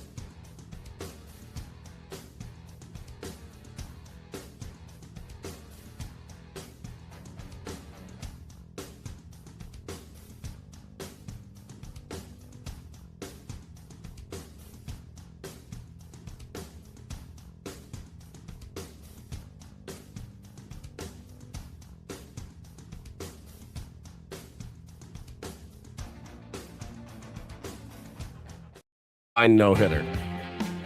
Nah.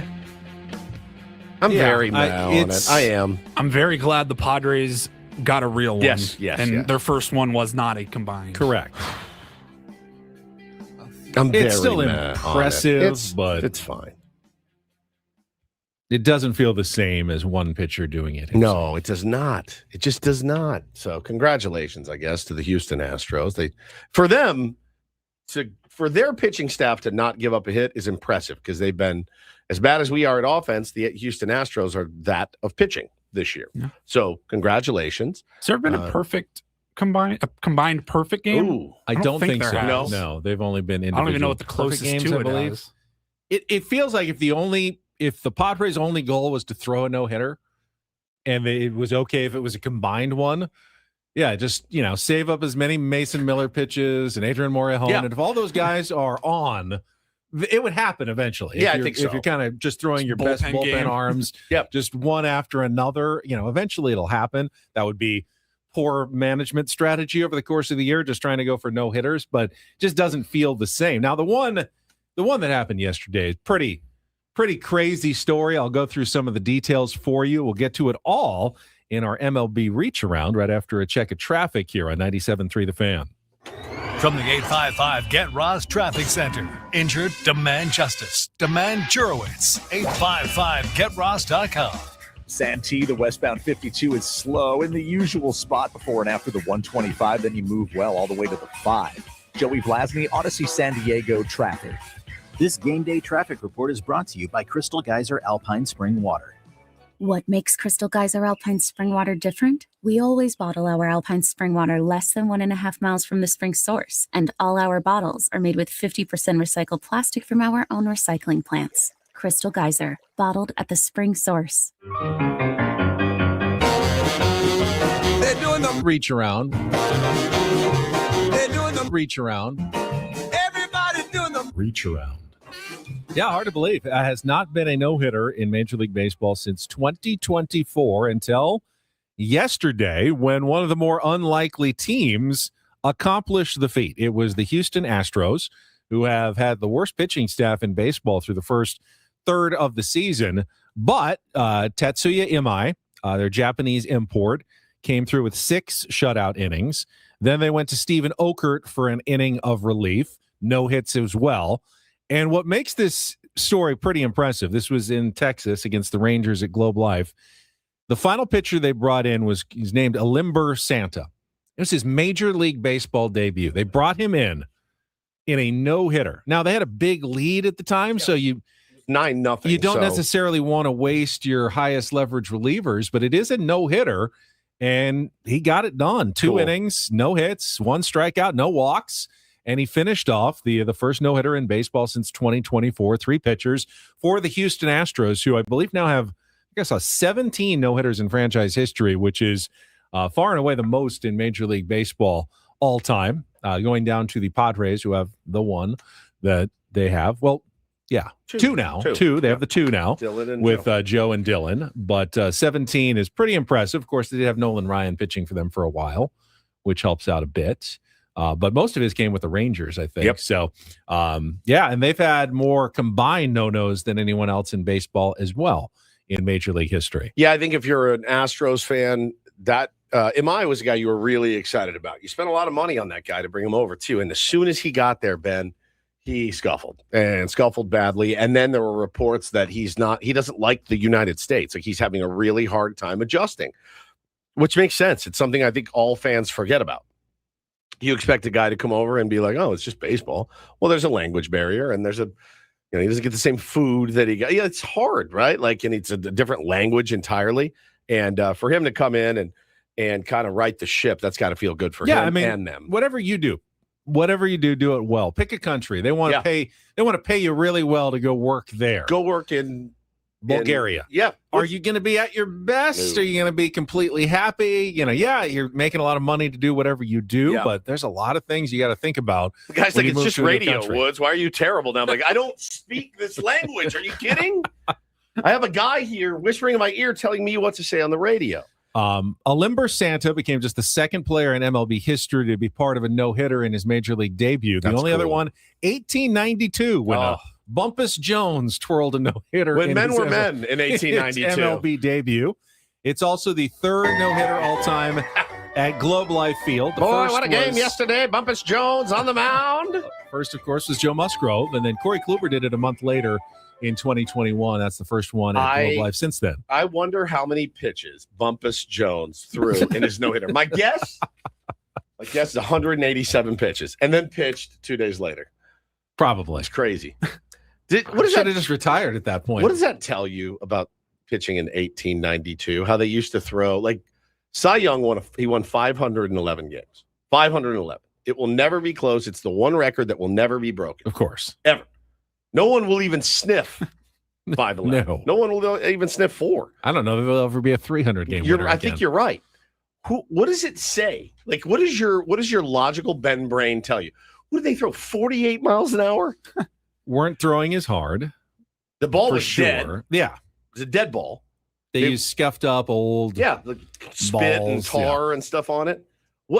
How do you do that? You literally you throw 48 miles, you throw probably 60 miles an hour. Top speed, right? Now, we don't hear the stories of probably the myriad guys who got hurt after their arm injury after their first season and never pitched again.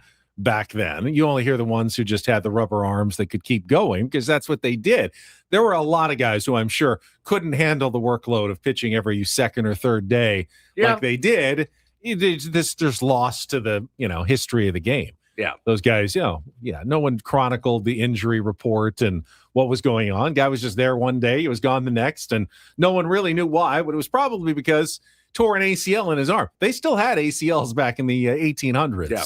We didn't know what they were or that they could be fixed or anything like that, but I'm sure there were plenty of pitchers back in the day that tore ACLs and never pitched again. They just literally went back to the farm and just started working on the farm. Yeah. Crazy. Trying to dig into this Bumpus Jones game. Yeah, I need to know more about Bumpus. Could not find how many pitches he threw, but I did see on the box score from, by the way, October 15th, 1892. Okay. The game time was 1 hour and 18 minutes. Okay, so he was shoving. He didn't throw a lot of pitches. He was just efficient. The dead ball. Didn't have a lot of in-between inning entertainment. No. I take it. No.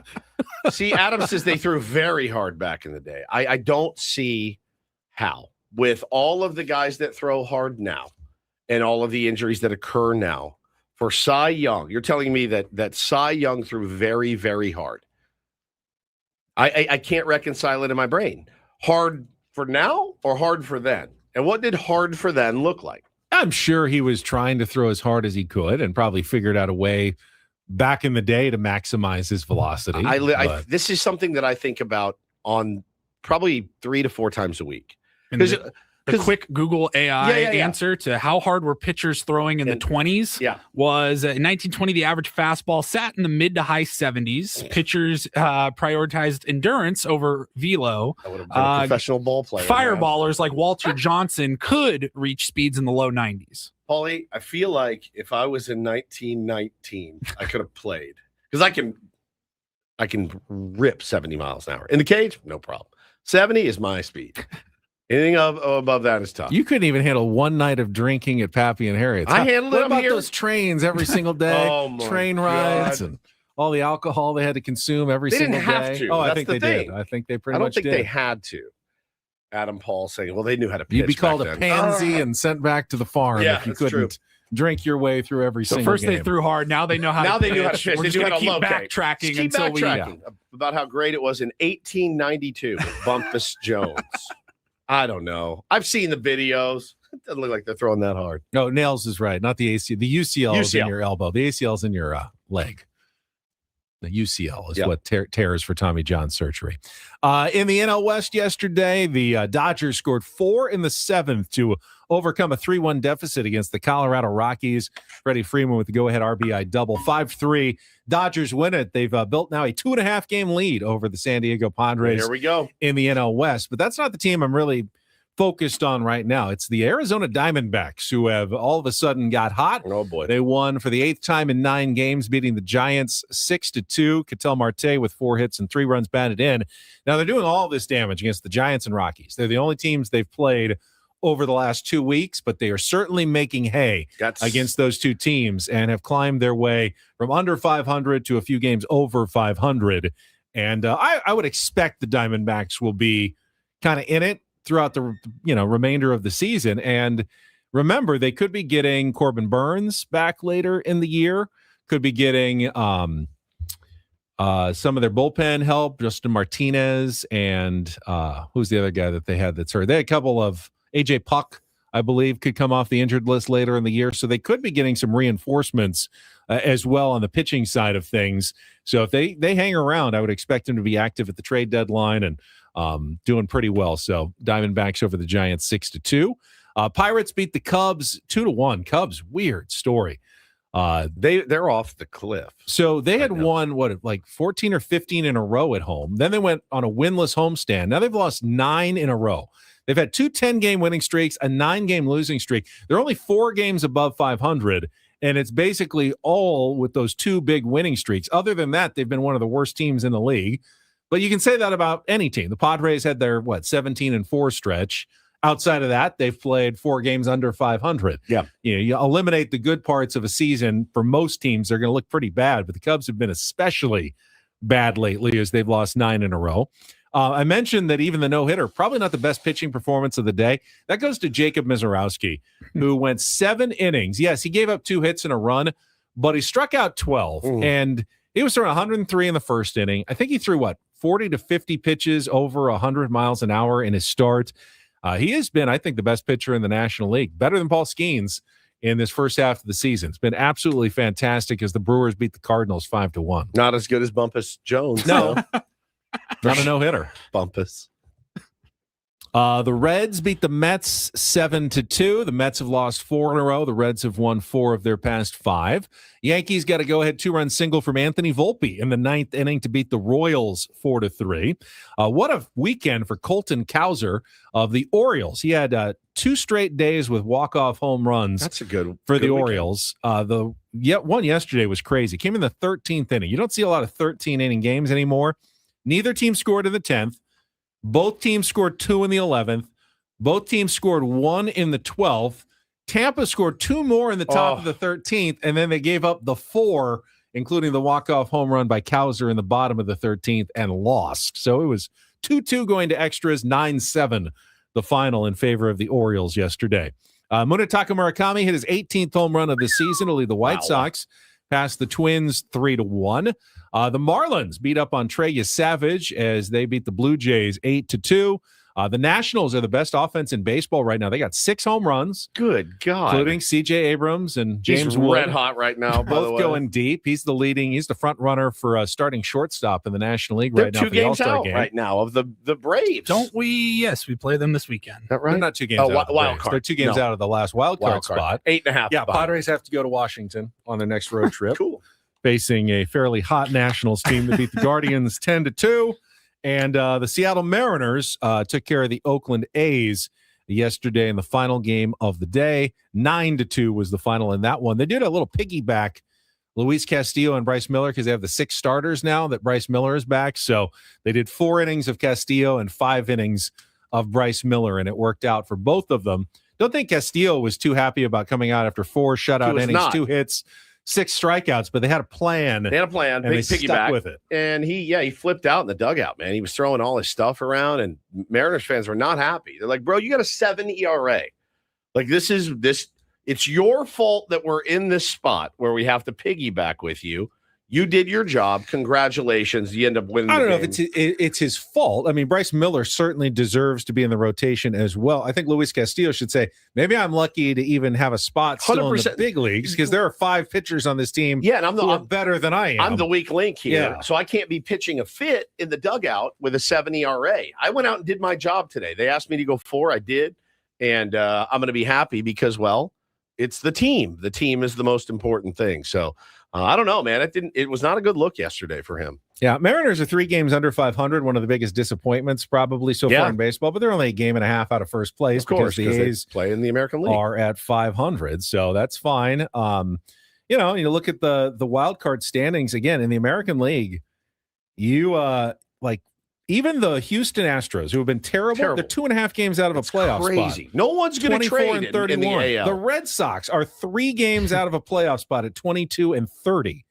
There's no separation anywhere at all, other than the Yankees, who are 6 games up, and the Rays lead that division, and the Guardians lead theirs. Everyone else, the White Sox, 1 game above 500. The Twins, 2 games under 500, have the last playoff spot right now. The Angels at 20 and 34 are 6 games out of the wild card. Okay, there's if AJ Preller's making calls, that's 2 good weeks. It's 2 good weeks. You're right back in it, man. You're right back in it, and I mean, it's just putrid. You look at some of these teams right now, Ben. There are only right now in the AL. Is this right? In the wild card, 1, 2, 3 teams with a positive run differential. 3. That's it. The rest are all negative.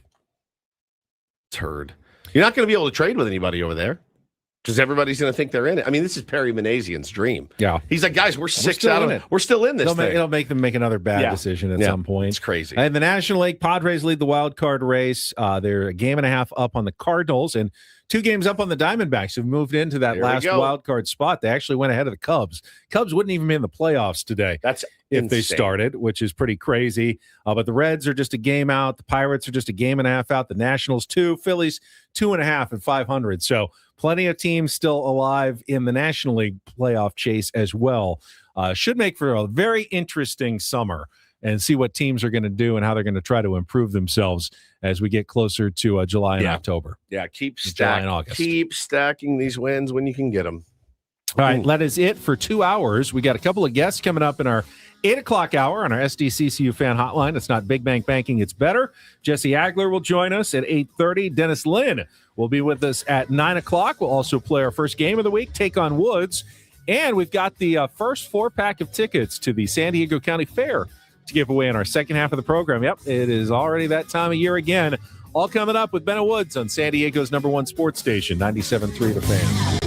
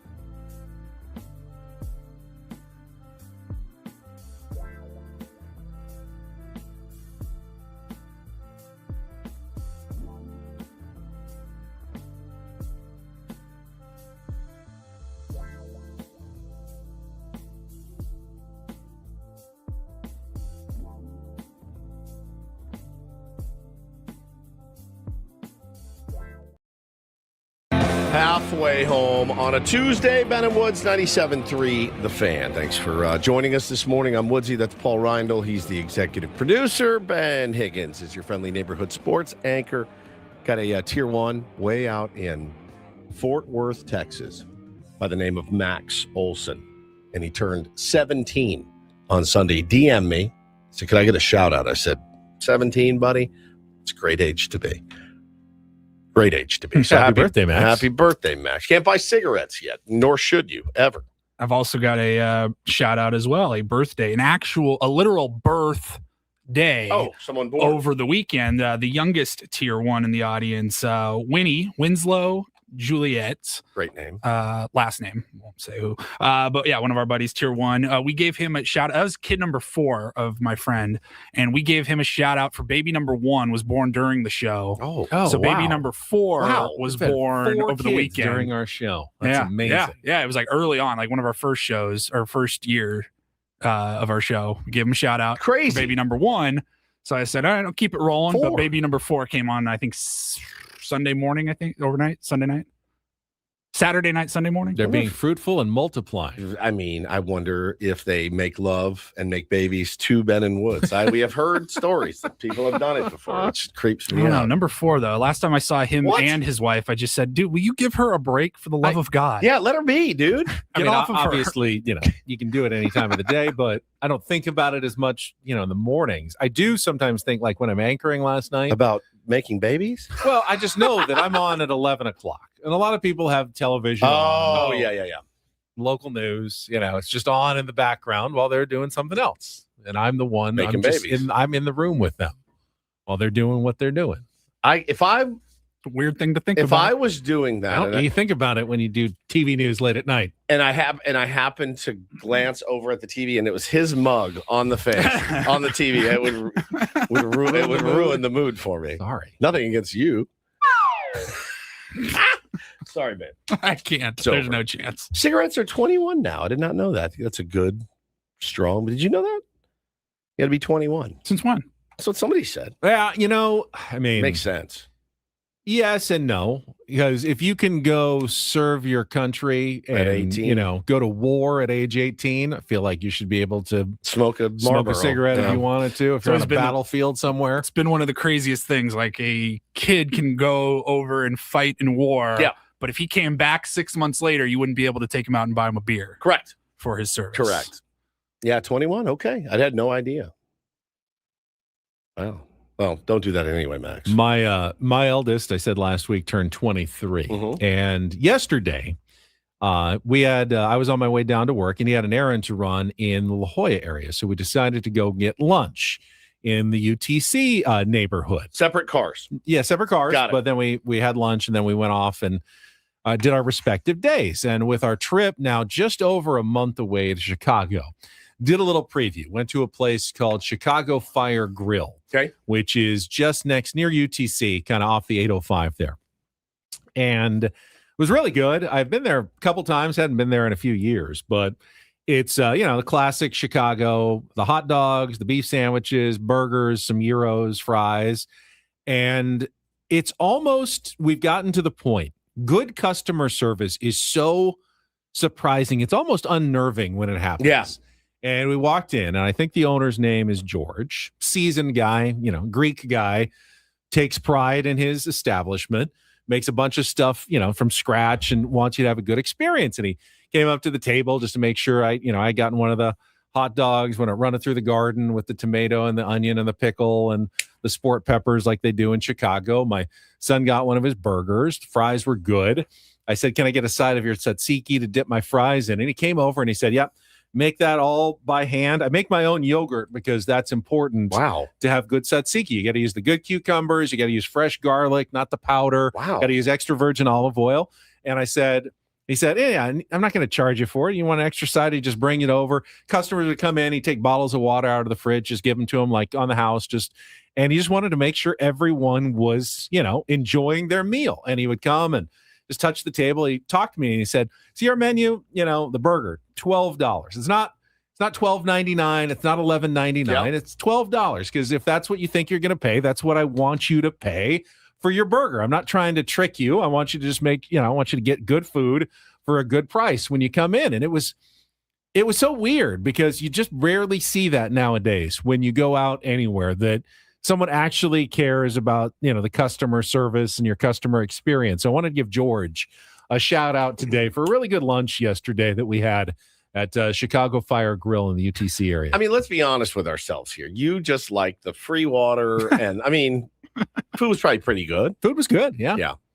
I didn't get any comps on my meal. I didn't even get a water. I actually got an iced tea. I paid for an iced tea. Didn't realize the water was free, but color me embarrassed. But it was just cool, and I just wanted to give him a shout out because you don't see that as often anymore.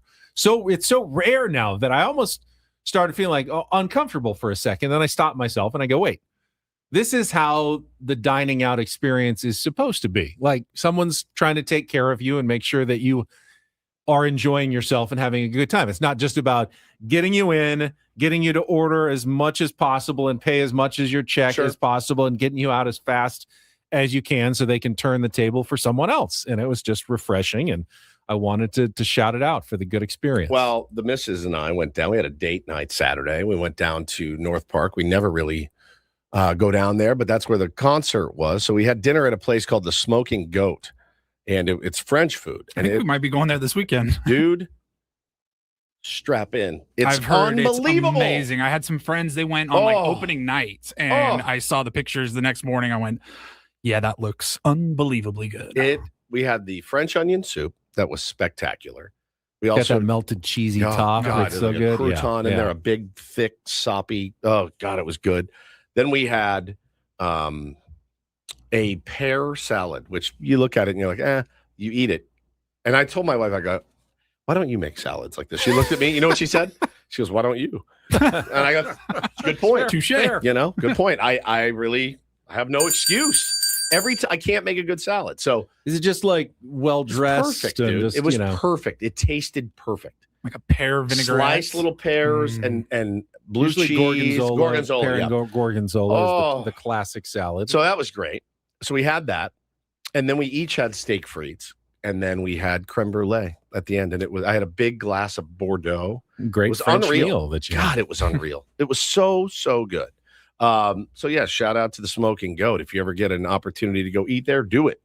All right. You're going to love it, Paulie. When are you guys going? I think we had that on our list of anniversary dinners for this weekend. It's outstanding. And we have to still commit to a place, but we had it on our list a couple of weeks ago before I even knew you were going. It looked amazing. It's unbelievable. I was looking at the menu and the pear salad specifically stood out to me. I'm very glad you ordered it because it looked really good. It was elite. It was an elite meal. I love pear. And I want to do this more and it's not because I want to get free stuff. It's because come on.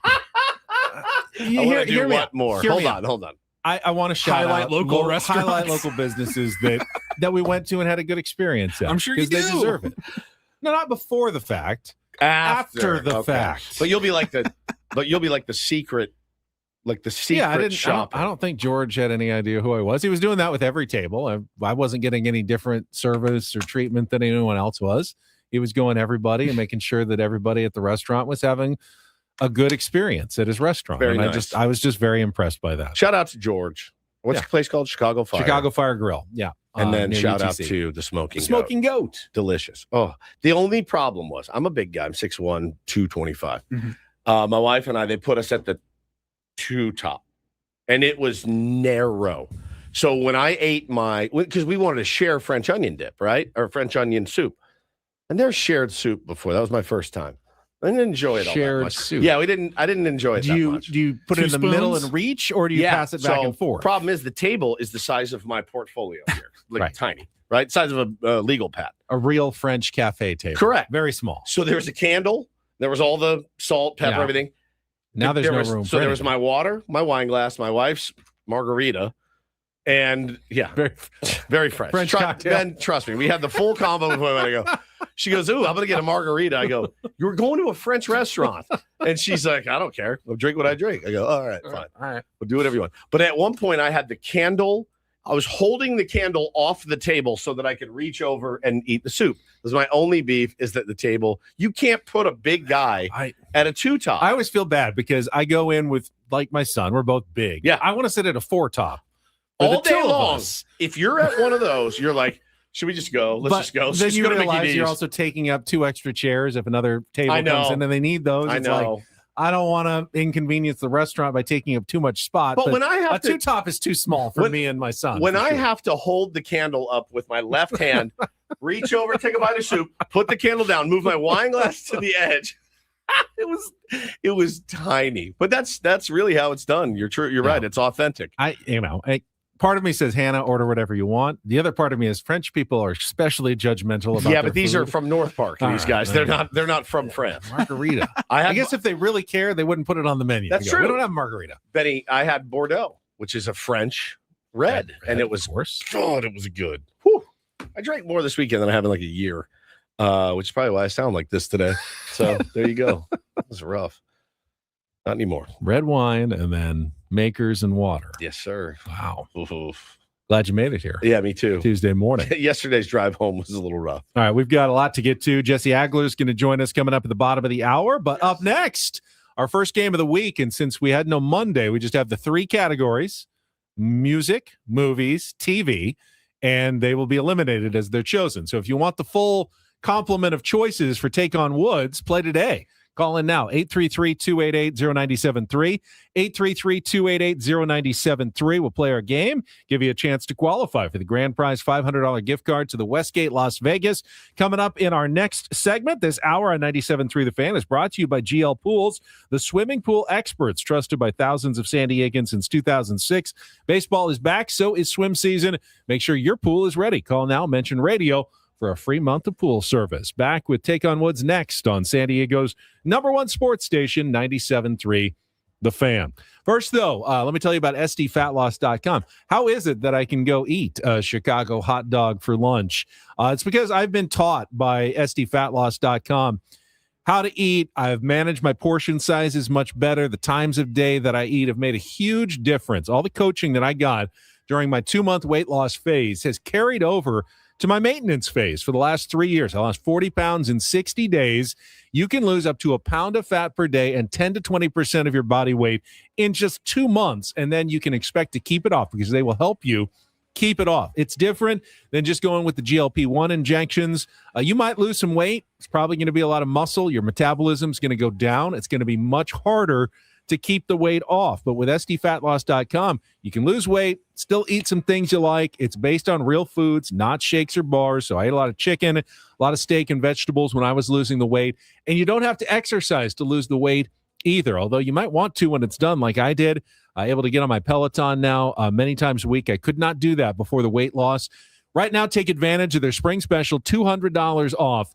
If you sign up now for a free consultation at SDFatLoss.com, lose the weight before it really gets hot in San Diego in August by signing up today at SDFatLoss.com. That's SDFatLoss.com. Results may vary.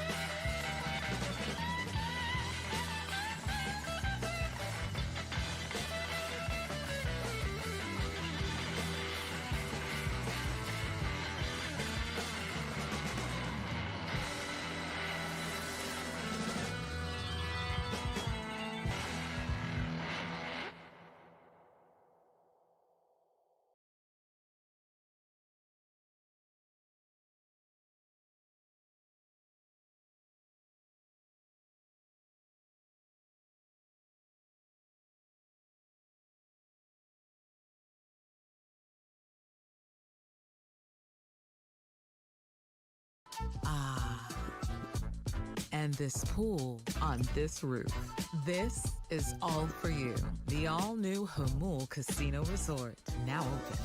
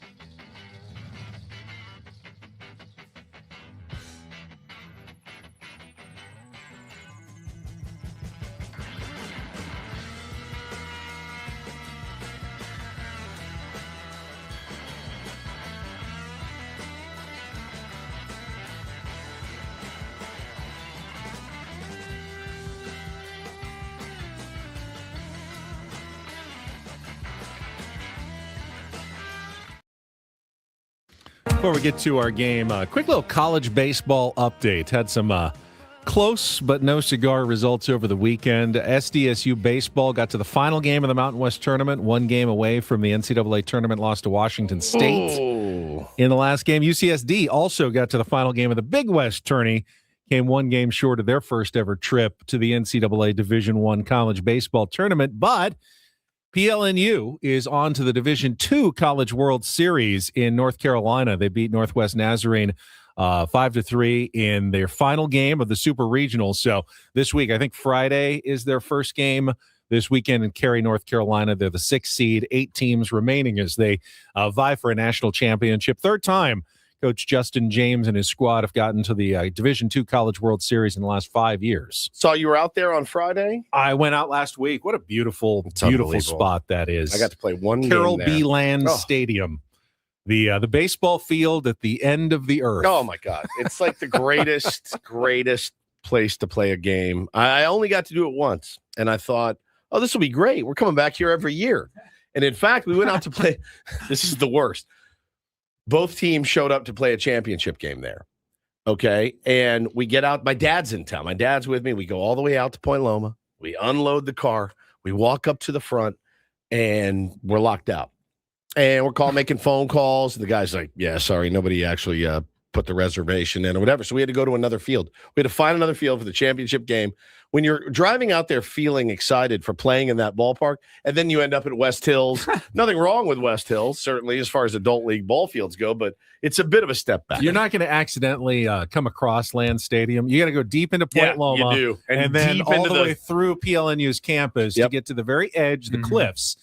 And home plate is oriented facing out to the northwest. So everything from like the left field line to right center field, when you're looking out, it's the Pacific Ocean. Stunning. It looks like you're actually like hitting the ball like into McCovey Cove, but into the Pacific. There's a cliff. You can't actually get the ball to the water, but you can certainly see it. It is by far the most picturesque college ballpark you're going to find anywhere. It's so good. It's pretty amazing. So good.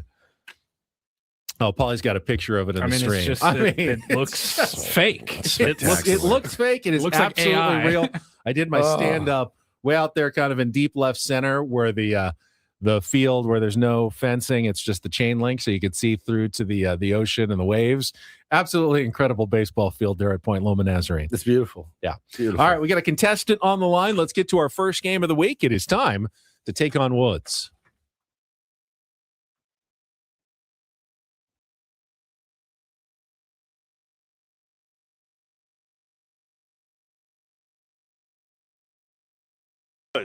Take on Woods, brought to you by Bay Alarms, security and fire alarms for every business. We got you.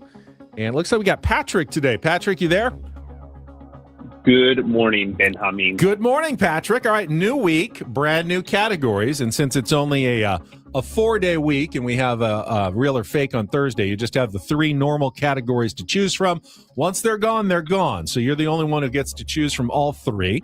In music, we have one thing, two thing. It is all 2-second songs, including the word thing in the title. Movies is called In the Theater, 5 movies whose titles begin with the letters I-N. Or TV, we've got straight A's, 5 television shows that are one-word titles beginning with the letter A. So would you like to play music, one thing, two thing, movies, In the Theater, or TV, straight A's? Let's do movies. Movies. All right. In the Theater is the category today. Again, we are looking for 5 movies whose titles begin with the letters I-N. You'll have 60 seconds to answer as many as you can. If you don't know one, you can say pass. We'll come back to it if there's time left on the clock.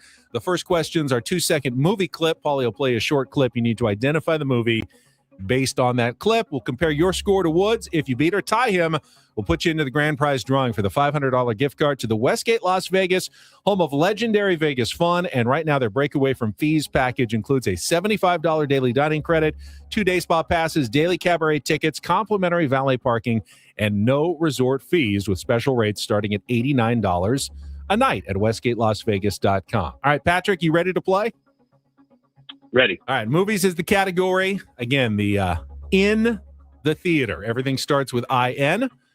60 seconds on the clock. Your time begins when Paulie plays our movie clip. Good luck, Patrick. Let's take on Woods. Don't let me leave, Murph. Pass. Robert Redford offers $1 million for a night with Demi Moore, and husband Woody Harrelson can't handle it. In which 1993 movie? Indecent Proposal. Correct. Which 2009 Quentin Tarantino masterpiece follows Jewish soldiers attempting to assassinate Nazi? Inglourious Basterds. Correct. Which 2010 film sees Leonardo DiCaprio dropping deeper and deeper into dreams in one of the most? Inception. Correct. Which animated 2015 Pixar hit features the voice of Amy Poehler as Joy? One of the Inside emotions. Out. Correct. Go back to our 2-second clip. Don't let me leave, Murph. Oh, what is that? Can you play it one more time? Don't let me leave, Murph. Got 10 seconds.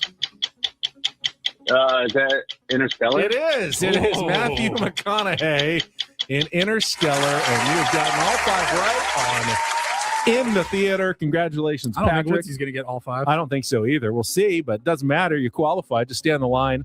Paulie will get your information. Woods, we got a movies category for you. See if you can figure out what it's all about. Let's put 60 seconds back on the clock. Do you feel better knowing at some point you will get the music category each week now? Yeah, but yes, I do. But I got bodied in music last week. You did. So And you only get one a week now. That's right. So that's all. All right. 60 seconds on the clock. Time begins when Paul plays our clip. Good luck, Woods. Let's take on Patrick. Don't let me leave, Murph. Oh, God. I'll come back to it. Robert Redford offers $1 million for a night with Demi Moore and husband. Indecent Proposal. Correct. Which 2009 Quentin Tarantino masterpiece follows Jewish soldiers attempting to assassinate Nazi leadership? That is called Inglourious Basterds. Correct. Which 2010 film sees Leonardo DiCaprio dropping deeper and deeper into dreams? And Inception. Correct. Which animated 2015 Pixar hit features the voice of Amy Poehler as Joy, one of the emotions at the heart of a young girl named Riley? Pass. Back to our 2-second clip. Don't let me leave, Murph. Something with an I. I bet the name of the category is The Eyes Have It. That's my guess. Is that right? No. Oh, all right. But close, though. I'm out. Not either I'm of out. them? Neither. That was Matthew McConaughey telling his Don't daughter, let me "Don't leave, Murph in Interstellar. Interstellar. And So the good. Pixar hit is Inside Out. It was in the theater. IN was the start of every title, which means 5-3. Patrick. Oh, you got them all 5? Got all 5 of them. Takes it today and is qualified. Those are 5 fantastic movies, by the way. Good movies. Interstellar, one of my all-time favorite movies I've ever seen. Indecent Proposal, great. Fantastic. Inglourious Bastards, my favorite of the Quentin Tarantino movies by far. Inception, Christopher Nolan, amazing. And I haven't finished Inside Out. This came out like 10, 11 years ago. It's a good Pixar movie. I heard it was one of the best Pixar movies they've ever made, and I just never got around to it. 2 Christopher Nolan movies in there, in Interstellar and Inception. He's pretty good. Oh, he did Interstellar as well. Yeah, he did both of those. So, that was a pretty good 5-some. And congratulations to Patrick, who qualifies for the trip to the Westgate Las Vegas, the $500 gift card. That's what we like. like. All right, so now we've just got music and TV left for Wednesday and Friday, and we'll play Real or Fake on Thursday. All right, let's take a time out. When we come back, Jesse Agler going to join us, the voice of the San Diego Padres, usually the voice of reason. We've had to do this a few times in the last couple of weeks with the Padres' struggling office, but we'll get Jesse's take coming up next year with Ben and Woods on San Diego's #1 sports station, 97.3 The Fan. Well, every time I go away, I do miss my Eco water. That's true. Every single time I had to buy bottles of water, and I had to pour it in my big Yeti jug here because I left. And, I had enough Eco water to get me out to Palm Desert, but I didn't have enough to sustain me. So I had to fill in, got home, dumped that out, poured the Eco Water SoCal in the jug, and now I'm back to feeling great, like I always do. It's liquid clarity. It is a deep cleanse and soak for your system, sharpens your focus, makes everything else run smoothly. If you're still using the plastic bottles, you got to get rid of them right now. All right. Our bodies are hosting a lot of microplastics as it is. We're constantly taking in more if we're using the single-use plastic. You deserve better. Your family deserves better. Eco Water SoCal brings the soft life right to your kitchen sink with mineral-rich alkaline water, balances your pH, fuels your body with filtered luxury. No plastics, no poison, just satisfaction every time. Call 760-350-3338. 760-350-3338. Or go to ecowatersocal.com. Let them know that Woodsy from 97.3 The Fan sent you. Not everything in life should be hard, especially your water. Keeping it soft since 1925. It's Eco Water SoCal.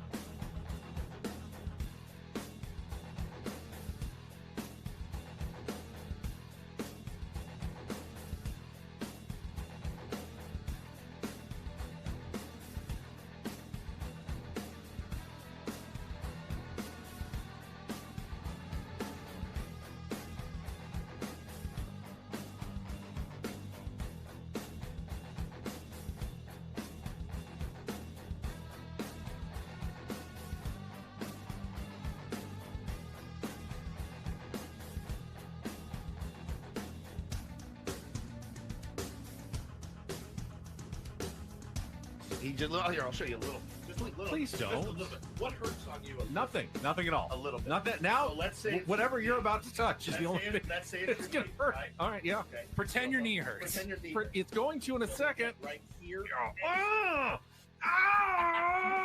That is not pleasant. Hey, player.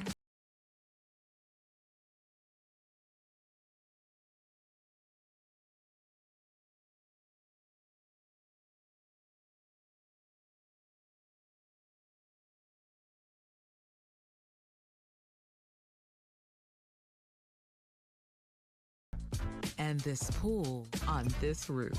This is all for you. The all-new Hamul Casino Resort, now open.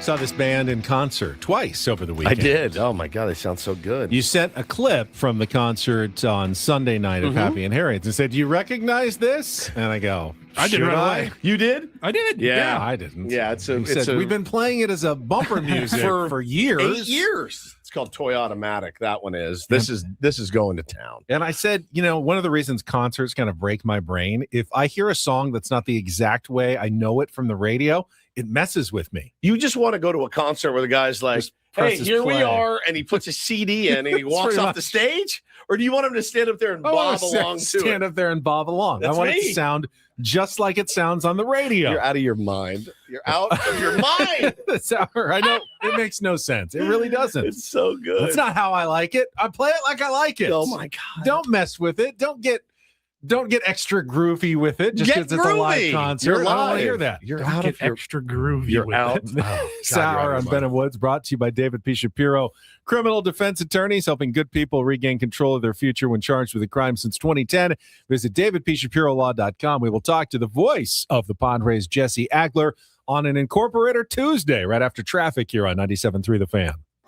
From the 855 Get Ross Traffic Center. Injured? Demand justice. Demand Jurowitz. 855GetRoss.com. National City to San Diego, stop and go. Northbound on the 805 from before Plaza Boulevard to before Imperial Avenue. Left lane is blocked by a crash. Joey Blasney, Odyssey San Diego traffic. This traffic report is brought to you by local and veteran-owned Manny Sedano Ford. San Diego, shop local this Memorial Day at Sedano Ford. This veteran dealership is offering Ford employee pricing to everyone. Lease a 2026 F-150 for $478 a month with $1,000 down, or a Maverick XL for only $369. Visit SedanoFord.com for details. Joined right now by Jesse Agler, and I know personally, I'm sure the 9-game homestand with the day off built in last week has been very nice, but that's coming to an end after tomorrow. East Coast road trip to Washington and Philadelphia. Then you've got Baltimore, St. Louis, and Texas on another long one coming up. It's a lot of time on the road, so enjoy San Diego while you can, Jesse. Yeah, I feel like we're about to. It's been kind of a cold season for us on the road so far, and I feel like that's about to switch. We're about to experience some heat and humidity for probably most of the rest of the year. Yeah, it's and the places that you're going, right? DC, then to St. Louis, Philadelphia, Philly, and then home for a couple, then Baltimore, St. Louis, and Texas. Jesse, have you? I forget if we asked you this question. When you go to Philly, have you had the actual cheesesteak from the stadium that they make, the special one? It's it's funny. Everybody talks about it. It's the one in the clubhouse. I know is the one you're talking about. Yeah, that's the one. I've had like a bite of it. I've never taken down a full one. But what's so funny about it is like the guys in the clubhouse in Philly, the clubhouse guys, they'll tell you like it's all the same stuff they use in the concession stands. Like they don't order out special meat or bread or cheese. It's just that they make it fresh down there as opposed to, in the concession stands, I imagine it sits around a little bit. Yep. But yeah, no, it's very, very good. I actually think the chicken one might be better than the steak one. Yeah, no, they do an awesome job. Those you had them last year, we right? Did, yeah. Really good. Yeah. We got one smuggled out to us. The three of us stood around in a stairwell. I'm not even kidding when I say this. Our backs to the hall where people could see us, and we just passed around a cheesesteak between the three of us. Lower tunnel area in the yeah. stadium. We were just hidden in this little alcove. It was shoving this sandwich down our throats, licking our fingers. Can I ask, what exactly were you afraid of? Like you thought some security guard was going to come up to you and be like, stolen valor, stolen valor. Number one. We're not baseball players, and we're clubhouse. We're not in the we're not in the media. We are, but we're not. We weren't there in a media capacity per se. And we were just nervous that somebody would walk by like, you guys aren't supposed to have one of those. And God, it was handed to us like they would have drugs. known. Yes, it was a clubhouse cheesesteak. Well, Jesse, wait a minute, I recognize that foil. The hurdles that we had to jump over just to get it, and then the guy that walked out looked over both shoulders like, "Here, take it, go." And we're like, "Oh my God, you didn't get this from me." Yeah, you didn't get this from me. And so we ran away and found a little. Most normal people find a nice table to sit at and split it up evenly with a knife. Not Ben and Woods. It was good. It was good. The meat on the Padres offense continues to be a little lacking here, Jesse. I know the team is frustrated and looking for answers. We're looking for answers, and it's tough to come up with exactly. You gotta know what's wrong before you can fix it. And it's hard to identify exactly what's wrong. Do you see any commonalities here that the Padres need to work on? My sense is this is not necessarily a puzzle that can be solved. I mean, it's just one of those things and one of those moments in time. If you watch enough baseball, and we all do, it is just one of those things that happens, and it's not always explainable in sort of an intellectual way. There's just periods of time where weird stuff happens. Sometimes that weird stuff is good. Sometimes that weird stuff is bad. And, it lasts for however long it lasts. And you hope when it's bad that it doesn't last too long. And, right now it's a bad RISP thing. And, sometimes in baseball, a thing becomes a thing, right? And you start thinking about it a little bit too much. And now, okay, it's a thing. And, it sticks for a little while. And eventually something will happen that snaps you out of it. And it cuts both ways. We saw the Padres do some, sort of inexplicably good things early on in the season. And now this kind of feels like an inexplicably bad thing. But, the good news is nothing like this lasts forever, particularly on a team that has, the talent and ability that the Padres have. But, this sort of run here, what are they up to? 2 for 32 on the homestand, something like that? Something like that, with runners in scoring position. So, that's not something that's going to last forever. And they'll snap out of it at some point. And I don't think that there's a way to sort of break down why it is the way it is, other than, at some point, I think everybody starts to notice it, and then probably you start to press a little bit maybe, and then that's not a way to get out of it. That's probably a way that it continues to happen. And then, eventually, like I said, somebody comes through with a big hit, and then everybody takes a deep breath and you sort of move on from there. But this is one of those things that happens. Every team goes through it. This sort of seems to be the year of like the streak. The Cubs had the 10-game winning streak. Now they have a 9-game losing streak. It seems like every time you look up and check the standings, somebody or a handful of teams has either lost 8 in a row or won 8 in a row. It's sort of like the way the year is going. And, right now the Padres are in a stretch where they aren't hitting with runners in scoring position. But the good news is they're still finding ways to win, some games. And that's kind of the story of this season, I guess, to this point, is that, the Padres don't make sense. And they're winning games that looks like they probably shouldn't win. And that's why they kind of are where they are and still, as far above 500 as they are. Talking to our pal Jesse Agler, I agree with you. I always feel weird, especially on the air, even on Twitter, trying to diagnose a pro baseball player's decision, his stance, where his hands are. You know what I mean? Like I always feel stupid. And my line is like, I feel dumb, and you should too. Out there listening, you should feel dumb if you think you know what's going on with Fernando Tatis Jr., with Manny Machado. It really is a hard thing for fans to swallow, is just be patient and cross your fingers and hope that it turns around. It's a hard pill to swallow. It just is. It is, but I mean, what's the alternative? If breaking down the swing to your buddies or on talk radio or on social media is going to make you feel better, feel free. Yeah. But don't take yourself too seriously doing it would be my suggestion. I got to figure out. Right. Like if that's your way of coping, sure. But don't act like you've actually got the answer. Let's not pretend to be that person. But yeah, if that's going to help you sort of work through it for your own, mental health, then fine. But I don't think you're going to figure it out. No offense. I don't think I'm going to figure it out. I don't think, somebody in the chat's going to figure it out. That's just, none of us have that knowledge. But look, they're all working at it, and that's true of a guy on a last place team who's struggling. Yeah. Every one of these guys in the league who's struggling is working like crazy to try and figure it out. As much as it drives us nuts to see somebody struggling, nothing sucks more than sucking on that stage for these guys.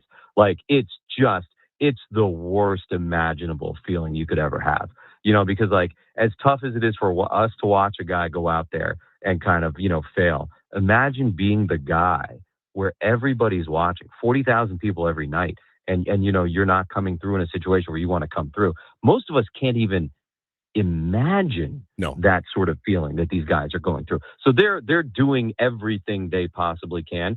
Some of it will end up being productive. Much of it will not, because that's the cruelty of the thing, is that you actually don't know what it is that's going to work to help you get out of it. But they're working, they're going to figure it out. And so, as you said, there really is no other choice for us than to say, all right, well, hopefully at some point, something does click and get it right. But this is where that whole, and I know it's trite at this point, but that whole back of the baseball card conversation comes around, is that, these guys have all had enough success that you really don't have a choice other than to say, all right, well, at some point the talent is going to show up. The mechanics are going to click into place. The timing, and things are going to start to turn around. Right. Is that, there's going to be a mental cue, a physical cue that sort of locks back in as you're like, oh, that's what that feels like again. And, the thing with Manny in particular that we've seen over the years is when he gets right, he stays right. Yeah. Longer than almost anybody in this sport. It's true. And, that's one of those things that you can really point to and say, okay, that's going to make me feel much better. And I agree. I mean, we don't know for sure, but we do know that, when guys kind of fall off a cliff late in their career, there's usually metrics you can see. Their swing speed's way down, Sure. And we haven't seen any of that. We just see, not there. We just see mechanical difficulties, and they've always gotten through them before in their career.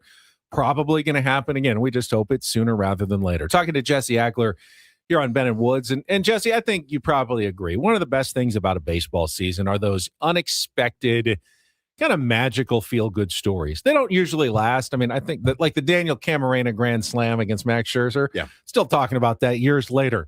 Rodolfo Duran, doubt he's going to stick around as an all-star catcher, but what a fun story that's been over the last couple of weeks for the Padres. No doubt about it. And I mean, any guy that sort of grinded the way he has and has had to be as patient as he has for his opportunity, and, then to get it and to, do the job that he's done is so cool. And, catcher is such a unique conversation, right? Because you almost, especially, for a guy coming up, in a situation that he is, you're really going to put the offense aside. You're going to say, all right, you got to handle this pitching staff. You got to throw some guys out, trying to steal bases if they're going to attempt it. And he's done all of that brilliantly.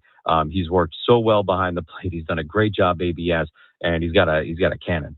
And, he's throwing guys out left and right. Obviously the pitchers clearly enjoy working with him. They've had success working with him.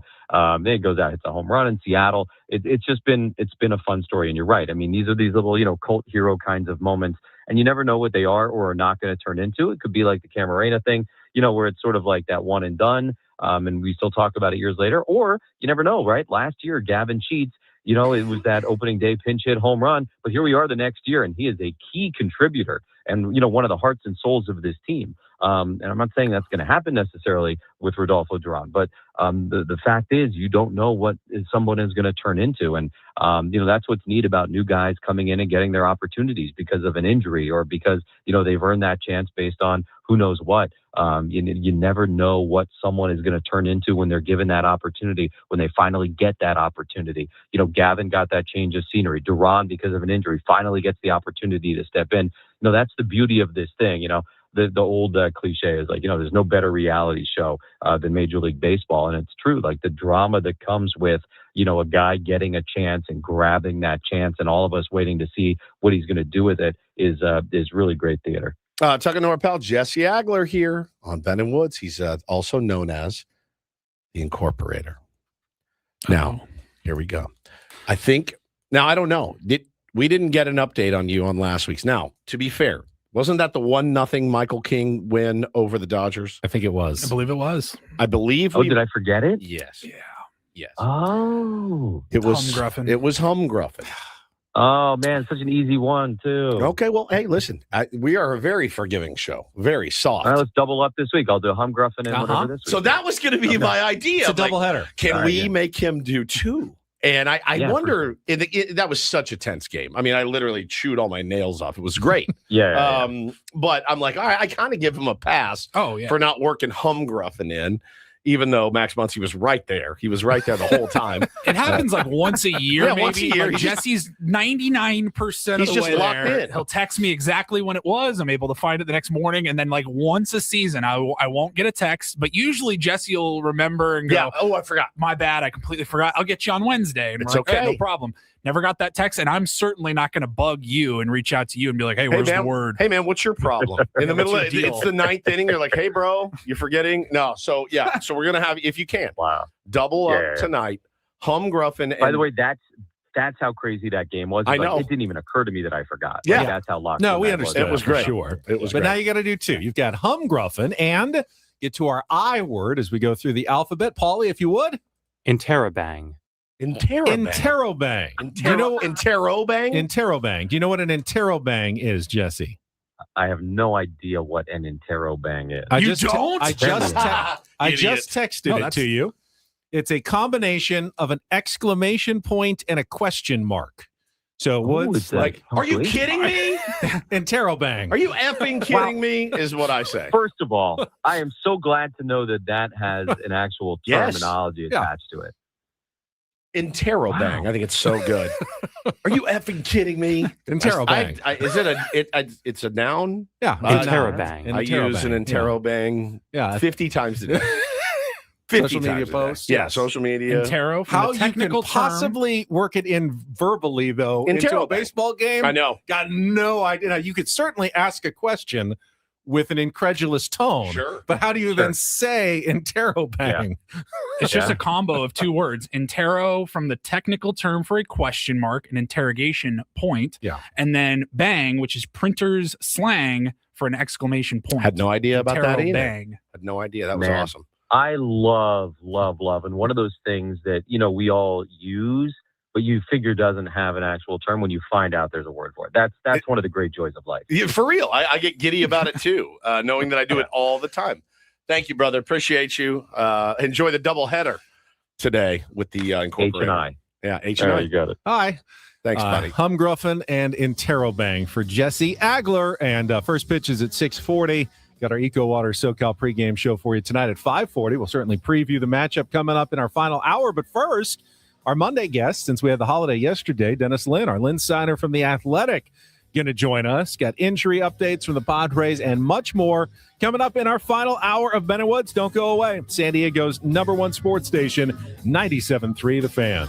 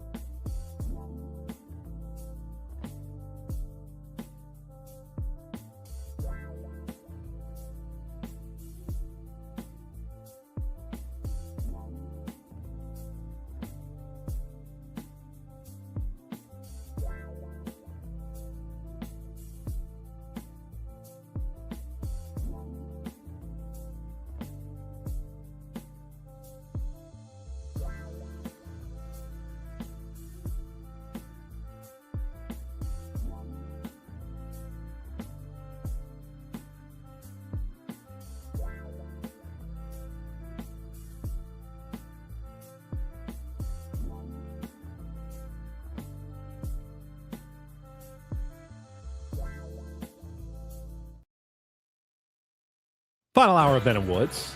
Got to say that, Incorporator sometimes hits, sometimes it misses. I love that Jesse was so excited about today's word interrobang and that he learned something new. I think we all did.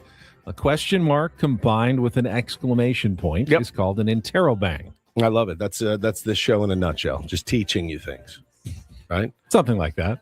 Yeah.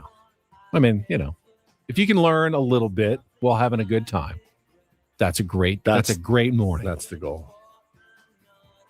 Still don't understand baseball, though. I saw the tweet you reposted from our friend Clark. Yeah. Farenthold said, Padres in May, their offense hitting 197 with a 76 weighted runs created plus. 100 would be average. So the Padres are almost 25% worse than an average offense this month. Just dismal. 0 for 22 with runners in scoring position in their last 3 games. May, dismal. They're 12-11 in May somehow. Crazy. They have a winning record despite a putrid, horrible offense in the month of May. And somehow they're still treading water and managing to stay afloat. And if they could just get going, I think that's the torturous part for us, is you feel like they could just get going a little bit. They could really rip off something. Start winning, ripping off some wins. But, right now we just have to keep hoping that they don't go on that long losing streak that we fear. All right. They're at 2 now.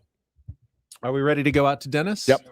Well, all right, let's give him his intro. Happy Monday, Padres fans. Tuesday. It's time to discuss the weekend that was for the Padres with our Ben and Woods Linsider, Dennis Lynn from The Athletic. Brought to you by Hamul Casino Resort. Hey, player, the rooftop pool's open, day passes are available, and the spa is calling your name. Hamul Casino Resort, the player's place. All right, let's check in with Dennis Lynn. And Dennis, you have a lot of smart baseball colleagues at The Athletic. We talk to Eno every week. I know Grant Brisbee, they do their power rankings every week. Levi Weaver, Chad Jennings came out with them today. Padres are still 7th in the MLB power rankings. I mean, that's really, really good. What do you get the sense that your colleagues feel about this San Diego Padres team? Because this is a weird one so far this year, Dennis. Yeah, first of all, they're a lot smarter than me, especially Eno. But obviously they don't watch this team as much as I do. So I think it's just the general sense of being puzzled, like really, really curious as to why, first of all, Fernando Tatis Jr. hasn't hit a home run all season. But I mean, obviously we all know here in San Diego, that's probably masking some of the issues that the other big stars in the lineup are having. But yeah, they're all just, I think, just curious why the Padres are, 9 games over 500 with the offense that they have. Obviously, the pitching factors into that. But at this point, you have to ask yourself, a third of the way into the season, is this like the best bad team in baseball or the worst good team? And I think neither title is what you want. But yeah, I think this is where the Padres are right now. Dennis, you wrote a piece last week about some sources that you have telling you that the Padres are going to be very active in the reliever market. Now, you look at the bullpen and you say, man, this bullpen looks good. You look at the starting rotation and go, man, we could use some help there. You look at the offense and go, well, we're a couple points away from being alone at the very bottom of almost every offensive category, Dennis. And you wonder, why aren't they calling on bat help or starting pitching help? Now, they still may be, but how come you're looking to bolster the bullpen? Right. It's kind of a counterintuitive thing, right? If your offense is near the bottom of the barrel and your bullpen is maybe the best in the league, why would you go out and try to bolster that, right? But I think if you're working with some limited resources, especially in terms of prospects, and you're looking at the price of, for example, starting pitching every year at the deadline, that's always sky high. If I guess you're kind of just banking on some of these, offensive guys on your team already to, they have to turn it around. If they don't turn it around, you're kind of toast anyway. Yeah. So I think it's just, the thinking there would be, if they do, end up going after this route, and they're definitely poking around on certain guys, even though it's still pretty early, and some teams might be waiting to see if they're willing to trade or not. Especially like the AL is so bad that some of these teams, even like the Boston Red Sox with Aroldis Chapman, for example, they might be inclined to hold on to him for a while. We'll see. But you just don't have much of a farm system to work with right now outside of Ethan Salas. So I don't see them trading Ethan Salas for a reliever. Never say never with AJ Preller, but I think just the fact that the bullpen's been worked pretty hard, and you can maybe just kind of double down on that strength and make it even better. I think that's the thinking there. So I don't get it. I don't, and I usually trust AJ on matters like this, Woods, but it's just an incremental ad, right? But so you have to have leads to protect for the bullpen to really matter. And I get, keeping a deficit of 1 or 2 runs and getting a chance to win has been a successful formula so far, but they need bats. I'm sorry. Even if they don't have the minor leaguers, you got to get creative and find someone who can hit for this team, Dennis, in the second half of the season if they're still in it. Yeah, I agree. I mean, first of all, they need a lot of things, especially not bullpen help, but I guess that's a place they're looking at. But yeah, they need bats. They need starting pitching. They need help in all 3 phases. So I think when you're looking at what you can do with the farm system you have, this is kind of where they're at. But yeah, I think if you're Preller, he's probably looking at getting all 3. Just the fact that he's still looking at getting bullpen help maybe tells you a little bit about some of the concern internally about these high stress innings that a lot of these guys have worked, and maybe part of it too. And I'm partially speculating here is if you kind of stock up the bullpen, maybe you can trade from that bullpen. You give that enough of a surplus you feel comfortable with, because you got Morahone's going to be a free agent. Jason Adams going to be a free agent. Maybe they just kind of reconfigure things at the deadline to get some more control in the bullpen as well. Yeah, I agree, Dennis. I do sometimes subscribe to the theory of build. If you have a strength, just keep adding to your strength, right? Build your strength as much as you can. You're right, man. The price tag on starting pitchers is ridiculous. And I don't even know if you have, outside of getting rid of Ethan Salas, anybody else that they're interested in. If it would be another young pitcher, which at some point you're going to need some of these guys to come up. But I keep racking my brain, too, for a bat that makes sense for the San Diego Padres, right? Is it Taylor Ward in Baltimore right now, who's now, I know when a player is going to do better. I picked them up on my fantasy team and they immediately go cold. So based on his numbers on my fantasy team, he's ice cold right now, which seems to be a great fit. But I don't know. There's a few names out there that I don't know it would cost you a ton. Right. And I think part of the calculus is you got to wonder how much money is new ownership willing to take on. They're not approved yet. I think that they will be approved and the sale will be closed by the deadline, August 3rd, by the way. But if you can maybe take on, it sounds crazy to say, but maybe take on another big or bigger contract and not have to give up as much prospect capital, I think that's the route that Preller and the front office prefer to go. Sounds good to me. And not have to give up Ethan Salas, or they do have some interesting prospects still. I know we talk about this every year. Like, I just said it a few minutes ago, they don't have much of a farm left, but they have some intriguing young players. And you saw what, Preller did last deadline to get Ramon Laureano, and I'm blanking on the name of the first baseman from Baltimore for whatever reason now in Pittsburgh. Ryan O'Hearn traded a bunch of lower level prospects, and that's probably what they're going to do again, trade lower level prospects that, aren't quite on the national radar yet. But if you can add some money and not have to give as much prospect capital, I think that would be a route, that Preller would want to go. So don't be surprised if you hear names like, Byron Buxton come up again. I know he's got a no trade clause. He seems to like it in Minnesota, despite the fact that they're rebuilding and everything. But that's just an example. I'm not saying that's someone they're definitely going after again. But there are names out there that Preller is as creative as anybody that maybe you can add some money and not give as much of a farm. Talking to Dennis Lin from The Athletic on our SDCCU fan hotline. It's not big bank banking, it's better. It's possible the Padres could get a trade deadline boost from within in their starting pitching rotation. What are the injury updates you've been getting this weekend on Joe Musgrove, Nick Pivetta, and some of the other guys who are on the IL, Dennis? Ben, that's a very GM way to talk. It is. Yeah. Yeah, don't they always talk about, we got our trade deadline starter here already. He just came back. He's healthy. Yeah, he's like a brand new pitcher. It's with Joe. Actually, I talked to Joe yesterday. He's starting some plyo work this week, which is a small step, obviously, but a big step for him because he hasn't really done much since March, since he got shut down with the discomfort in that surgically repaired elbow. It's just it's been it sounds like a bone injury for him, a stress reaction in one of those bones in his elbow. He's just had to give time and space to let heal, and now we'll see, because we went through this in spring training where it looked like he was back on the mound, and then all of a sudden he's not feeling very well, and turns out later he wasn't feeling well all spring going into that appearance, that exhibition appearance he made. So no guarantees there. I think it's going to be a process. He's talking about just looking at the calendar, he's looking at hopefully for him right after the All-Star break, and Nick Pavetta's I think a little further behind that, and we'll see with him too. Elbow injury, you never want to bank on anything. So they're looking at, I think, July to August for both those guys.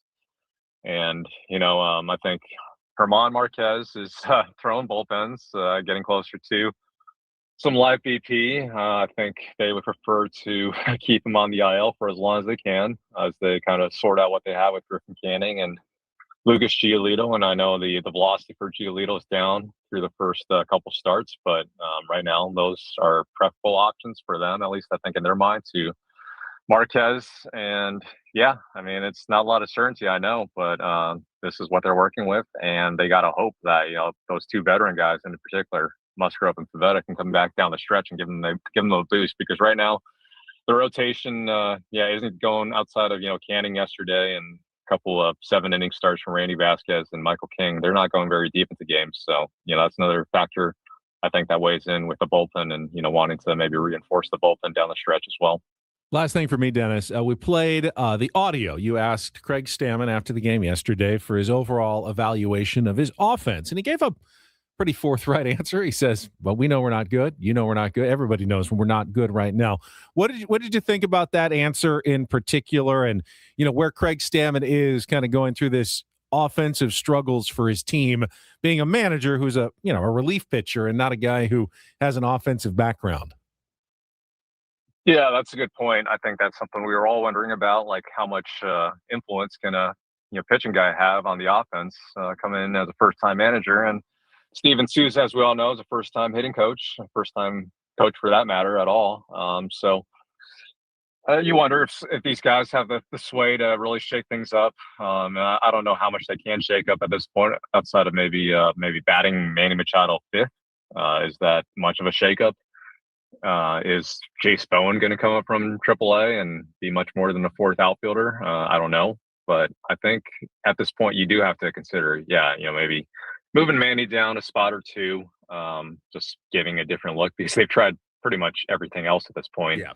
And I don't think, I'm not sure that they have the capital, even though it's Preller, to swing a trade for a big bat at a deadline.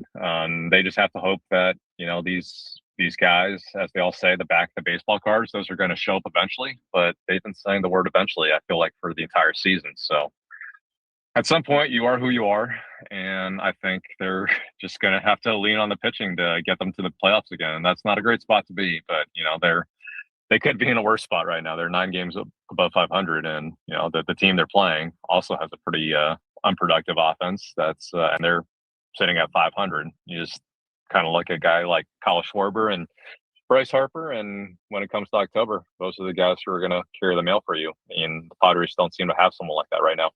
Dennis, appreciate your time. As always, we will talk to you again on Monday. Have a good week. Thanks, guys. Thanks, Appreciate it. Dennis Lynn from The Athletic, our Lynn Signer, brought to you every week by Hamul Casino, and usually on Mondays. Appreciate Dennis checking in on Tuesday after the holiday yesterday. This is a wild thought I had during the interview. As Dennis was saying, the price of starting pitching is going to be astronomical at the trade deadline.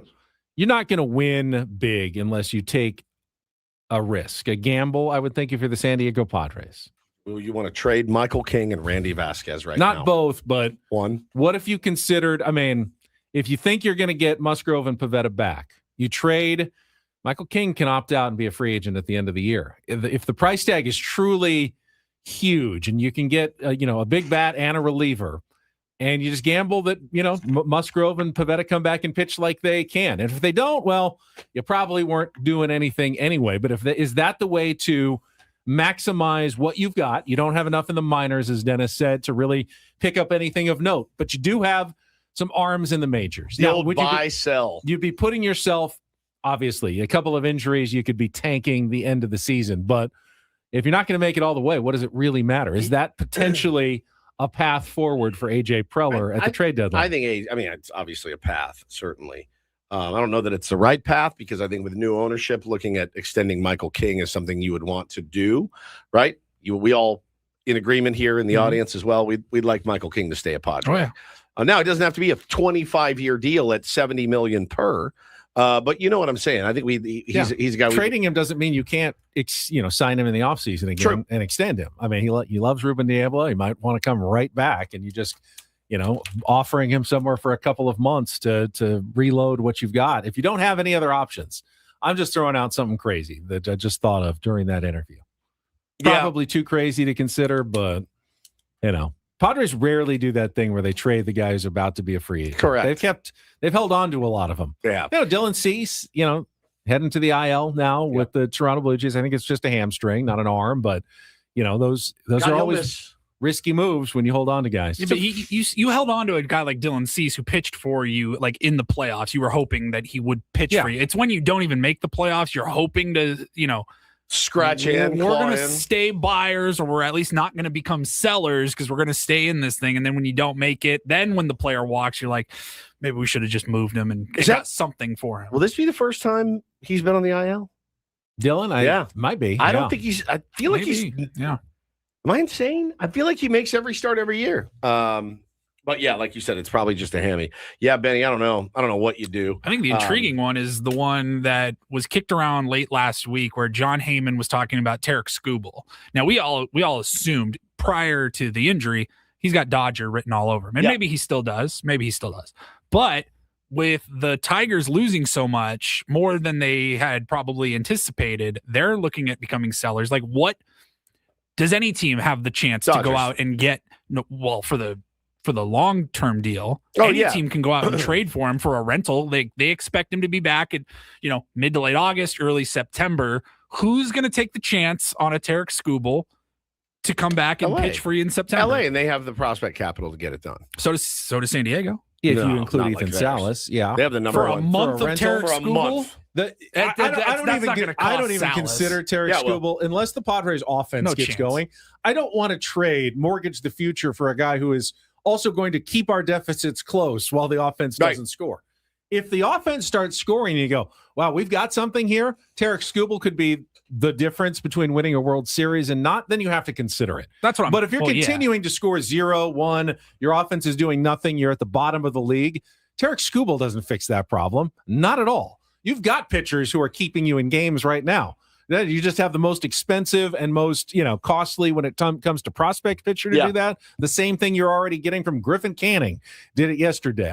I'm not wasting a lot on Tarek Skubal. I don't know that I would say it's the same thing as what you're the offense gets going. Canning. Yeah, all right. Maybe you would have been down 1-0 instead of 3-0 when he left the game. Tarek Skubal's not perfect. He's really, really, really good. But if you're not scoring, he can't make a difference. You need to be able to score some runs first. Yeah, the thing is too is like where, Casty right now. I mean, I love the big home runs. They just, the OPS is way, way bad. It's all bad right now. Be honest. The Phillies, when they're looking at Casty going up against him, they're all thinking, boy, glad we got rid of him. I know we're paying him a ton of money, but he'd just be an anchor on our roster right now. Padres, we're okay because he's had those big home runs, but the numbers overall are horrible.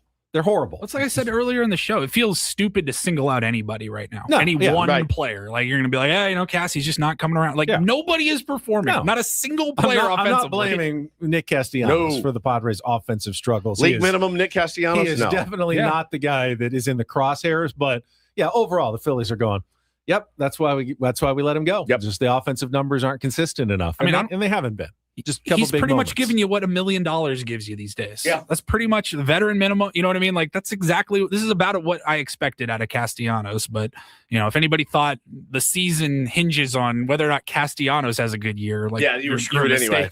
Yeah. At some point, you're going to have to consider, is Jace Bowen a better, better chance of an opportunity than a veteran who's not producing? I don't know if you're there yet, but, at some point you do consider that. Like, I feel better about Castellanos than I felt about all of the other random last couple one-offs that we've had for outfielders, whether it was Jason Hayward or Gurriel or whoever else we've had over the last couple of seasons. Feel better about Casty, but not great. All right, when we come back, got a good pitching matchup, interesting one tonight. Hopefully the Padres can take advantage. It would look like it's in their favor. We've seen the reality not always equal that. And we're going to give away the first 4-pack of tickets to the San Diego County Fair. That's right around the corner. All coming up next with Bennett Woods on San Diego's #1 sports station, 97.3 The Fan. First, though, I'll tell you again about SDFatLoss.com. It's a weight loss program that is based on real foods, not prepackaged meals, no shakes or bars to buy. You're simply eating stuff from the grocery store like you normally do. Chicken, cook up a little steak and vegetables, and you can lose up to a pound of fat per day and 10 to 20% of your body weight in 60 days. I went through the program 3 summers ago. I lost 40 pounds in 60 days, and I have kept all that weight off for 3 years because it really did change how I felt about food. I eat much less today than I used to. I still get to enjoy some things that I always liked, but it's just not the same. They help me so much, and they can help you as well. If you're trying to lose weight, if you've done other programs, they didn't work for you, give SDFatLoss.com a try. They've got great counselors, a great support system, helps you be successful. You don't have to exercise to lose the weight. That is a nice plus. You can just follow the plan, and you should be losing the weight fairly quickly. Set up a free consultation by going to SDFatLoss.com. And right now, during their spring special, still the spring, during the May gray, the June gloom, when you're probably not caring that much about the beach anyway, you can lose the weight and get $200 off right now. And then when it gets warm and sunny in San Diego, you can have a new body that you can enjoy during swim season, all with SDFatLoss.com. That's SDFatLoss.com. Results may vary.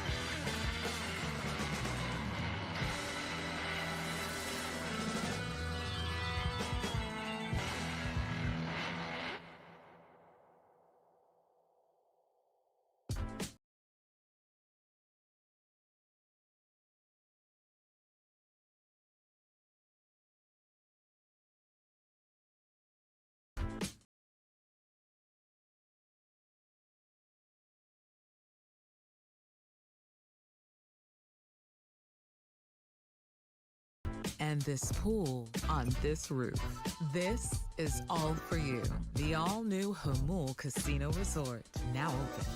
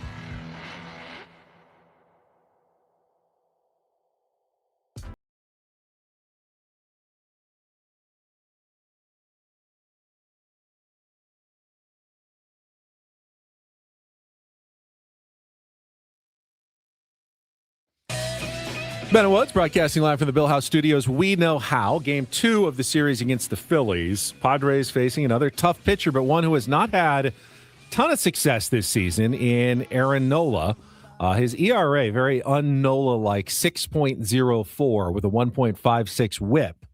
Of course, that was against other teams. He's now facing the San Diego Padres offense today. He woke up this morning. Is he salivating right now? Yeah. Time to get right. His last 3 starts, 4 2/3, 3 runs against the Rockies, 3 2/3, 6 runs against the Pirates, 5 innings, 4 runs against the Reds. I mean, and that's basically 6, 5, 3, 3. I mean, 3, 3. He's had like 2 good starts all year long. It's been a struggle for Aaron Nola, but he's been very good against the Padres in his career with like a 2.5 He ERA. has, man. Yeah, he's been very, very good. I believe he's been pretty good at Petco Park as well. But no, look, it's Aaron Nola. He's still got really, really good stuff. And you're going to have to find a way, as a struggling offense, to find a way to scratch out some runs off of him, Ben. Randy Vasquez, meanwhile, for the Padres, 5-2, under 3 ERA. Didn't have a great outing last time against the Dodgers, but it is the Dodgers. 4 1/3, 6 hits, 3 runs. The last 2 before that, though, were both excellent. 6 shutout innings and 5 innings and 1 run against the Seattle Mariners and the St. Louis Cardinals. Well, so they need Randy to be what he has been for most of the season tonight. We all watched that last start, and I'm telling you, what did he give up? against the Dodgers? Three right. runs in 4 1/3. 3 expected runs giving up, which is a stat I just made up. 9 that game. Where he was throwing the ball, as loud as those outs were. I mean, they were hitting. Yeah, didn't strike anybody out for the first time all season. Walked 3, gave up 6 hits. So 9 base runners in 4+ innings. Hopefully he's right. Probably could have been much worse. Yep. So yeah, hopefully he can bounce back and the Padres can win the game and have a chance to win the series tomorrow. But even if they don't, one reason the Padres are 9 games above 500, big reason why, is they have found a way not to get swept in any series this season. Probably not going to last forever, but they've swept 2 or 3 series on their own. Just think about it math-wise. You sweep a series, you increase 3 games above 500. You lose 2 of 3, you only lose 1 game below 500. So you do that a few times over the course of a couple of months, and you climb to 9 games above 500 without really doing anything spectacularly, just finding a way to at least win 1 game of a series and give yourself a chance to win a bunch of series. And the Padres have done that. They've won a lot of, third games of series, whether it's to win the series or to avoid getting swept. They've won, these second games. They've given themselves a chance. They lose today. You got to face tomorrow. Christopher Sanchez tomorrow against Walker Buehler, who to me has been the roughest of the Padres starters at the back of the rotation. Sanchez has not given up a run, I believe, in the month of May. Yeah, the whole month. Are big underdogs tomorrow. So today, you want to keep that sweep, not sweep streak going. Yep. Today, very important for the San Diego Padres. Huge. Sanchez has been outstanding for them, as we knew he would be, Benjamin. But nasty changeup. He's nasty, dude. Nasty changeup. I'm shivering thinking about it right now. Paul is going to give us a Reindl Report in our final segment. First, though, let's give away some tickets to the San Diego County Fair at the Del Mar Fairgrounds, returning June 10th. Through July 5th. Right now, call for a 4-pack of tickets. Be the 5th caller at 833-288-0973. 5th caller, 833-288-0973. You get details at sdfair.com on the theme and all the food that's available and I love the fair, rides and the animals. Love it. It is a fun time. I can't wait. San Diego. It's classic. It's iconic. Are we giving those away all week, Paulie? Yes, I believe all 3 shows all week long. Nice. All right. Get ready for fair season by calling in now. We'll come back with our Reindl Report. Wrap things up next with Bennett Woods on San Diego's #1 sports station, 97.3 The Fan. Gambling problem? Call 1-800-GAMBLER. GEGE 000-466. For a full list of games and rules, play at 7 Mile Casino. Visit 7milecasino.com. 7 Mile Casino is kind of like a fair for card players. You go in, fun atmosphere, excitement. You sit down at one of the tables. You get that feeling. It's better than playing a boardwalk game because, you know the odds. Trying to get the little rings on a little bottle. Try Texas Hold'em poker instead. Get that same rush, but you actually have a chance to win, maybe. Oh, my God. There's not one fair game that I'm good at. I feel like I'm a pretty good blackjack player. I'm an okay poker player. I'm not good at any of those midway games. None of them. I can't knock the dolls down. Can never make a basket. Can you explode the balloon with a dart? No. No, it always misses. I'm terrible. They're really terrible at all of it. Really but tough yeah, games. I'd rather take my chances at 7 Mile Casino, just 7 minutes from Petco Park. You can get really good food there. Yeah, it's not higher quality. It's not all deep fried. It's not deep fried. It's higher quality food. You're going to get some great pizzas at Sammy's. Yep. You got great salads and the 24/7 players menu with the Kung Pao chicken. Out of this world. You can enjoy it out on their patio overlooking San Diego Bay or in the bar with the TVs, full service there, and take 35% off if you're a player at the tables when ordering food at Sammy's. So many reasons to go to 7 Mile Casino. It's just 7 minutes from downtown.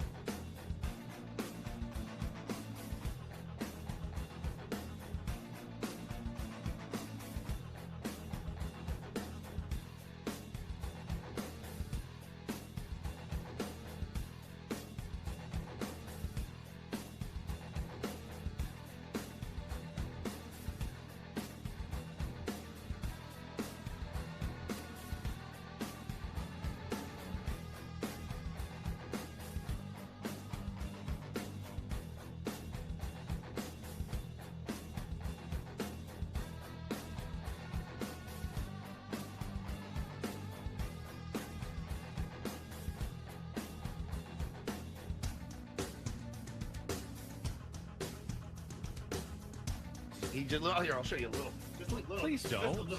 What hurts on you? Nothing at all. A little bit. Nothing. Now, so let's say whatever you're about to touch is the only thing. Let's say it's going to hurt. Right? All right, yeah. Okay. Pretend your knee hurts. Pretend your knee hurts. It's going to in a second. Right here. That is not pleasant.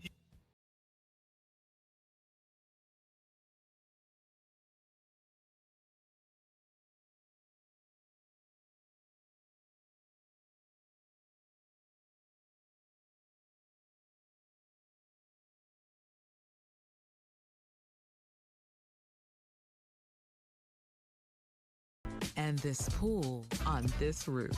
This is all for you. The all-new Hamul Casino Resort, now open.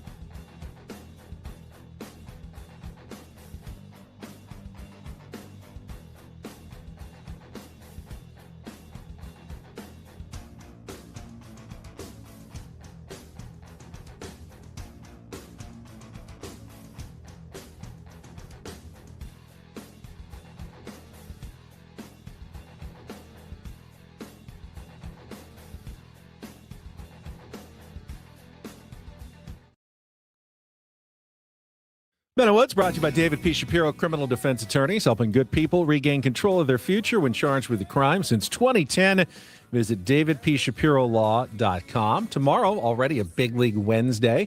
I have Brett Boone joining us, and we'll have some day baseball tomorrow to wrap up the homestand. Padres and Phillies, 1:10 start. And then a day off on Thursday. We will have our Epic Wings, Epic Padres roundtable on Thursday morning, hopefully after a win or two. To wrap up this homestand. Still have a winning homestand if they take the last two. Well, I mean, are we may be getting off early, huh? Not tomorrow. No. Right now. Next week. Next week, though, I think there's an early one. Look at us.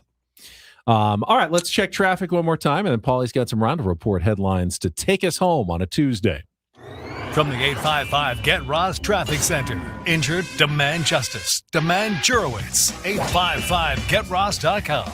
Still tough in Chula Vista on the northbound 125 stop and go from H Street up to the 54 because of a crash. I'm Claire Beverly, Odyssey San Diego traffic. Traffic brought to you by Albertsons, Vons, and Pavilions. Save on grilling favorites when you shop at Vons or Albertsons. This week get Johnsonville sausage 19 ounces or Oscar Mayer beef franks 15 ounces for $2.99 each, limit 4, and sweet bicolor corn is 5 for $1, limit 10 with digital coupons on Vons or Albertsons.com. And get things started here with our today's edition of the Reindl Report. Now tuned into the greatest. Welcome to the Reindl Report with Paul Reindl. Hi, Paul. All right. Two stories from the world of sports that we haven't gotten to yet. We'll start off in Major League Baseball. And one story that you didn't know you needed. Are you laughing, biatch? It's the Reindl Report. Hey, Paul, how you doing? Okay, how are you? On 97.3 The Fan. Are you ready to bless the mood? I need some help, please. That was good. Can I get a yeah? Oh, yeah. All right. Oh, and congratulations to Spencer, who won the San Diego Fair tickets. You have more to give away tomorrow. See you out there, Congratulations. All right, we will get started in the NBA. We talked a little bit about some of the NBA during Don't Do This, and Kenny Atkinson, head coach of the Cavs, saying, I know we got swept, but we actually won 2 of the first 3. Expected. Attitude reflect leadership, Captain. One of my favorite lines from Remember the Titans. Yeah. That's true, because I was also scrolling around. I saw James Harden went up to the podium after the game after the Cavs lost, and he said pretty much the same thing as Kenny Atkinson. He said the question was something like, hey, now that the series is over, how much better, if at all, are the Knicks than your Cavaliers? And he basically goes, I don't really know how to answer that, because I genuinely believe we're the better team. We just didn't show it series-wise. Right. And I go, they've all been brainwashed. Yeah. Kenny Atkinson. You guys actually played great. We actually won. Let's pop some champagne. Yeah, we won. It was insane. Spurs and Thunder in the Western Conference. They go tonight in the NBA. Game 5. That series is tied 2-2. Shifts back to Oklahoma City tonight. 5:30 tip-off on NBC and Peacock. Any hot tips from Benny the Greek? No, not really. Okay, all right, good. That's what people tune in for. I think the Spurs are the better team, at least in this matchup. I thought overall, you said, but tough to win on the road. I thought you said like 2 weeks ago, no one's beaten SGA in the whoever he plays. Yeah, but Wemby's really good. I mean, he's really good. Wemby is really, really good. Yeah, feels like he can go off for that crazy 37-15 9 block game at any point now, which is hard to beat. Well, it's now a best of 3 in the Western Conference, and awaiting the winner of that series is the New York Knicks. Talked about it earlier. What time's the game tonight? 5:30. 5:30. Padres are on 6:40. 6:40. You can catch a little bit of the first half if you want. I want to. I'm going to watch them. Now, the Knicks, they are on one of the greatest playoff runs in sports and NBA history, and yet people are still, the winner's probably coming out of the West. But at some point, you have to give the Knicks credit. Their point differential is like the largest in NBA history. They've averaged in their 11 straight playoff wins, they've won by like 19.7 points per game. They have absolutely destroyed every single game that they've played. I mean, Karl Anthony Towns is playing the best he's ever played right now. Now, I wanted to. They're good. I wanted to highlight something. We've talked about these stories in the past, usually in a don't do this fashion, and it hits a little bit differently when it happens to you or somebody you know. Oh, this happened to my buddy. So I have a friend. He was born in New York. He is a huge lifelong Knicks fan. It's been almost 30 years since they have gone to the finals, and he actually lives abroad, but he just happens to be in the States and in New York during the NBA finals. So he was looking ahead, and he goes, this was before Game 4 had even been played. The Knicks were up 3-0, but they had not clinched a spot yet. He went on to Vivid Seats, and he bought 2 tickets in the 200 level for Madison Square Garden. Game 3 of the NBA Finals. He's going. Until the game ended last night.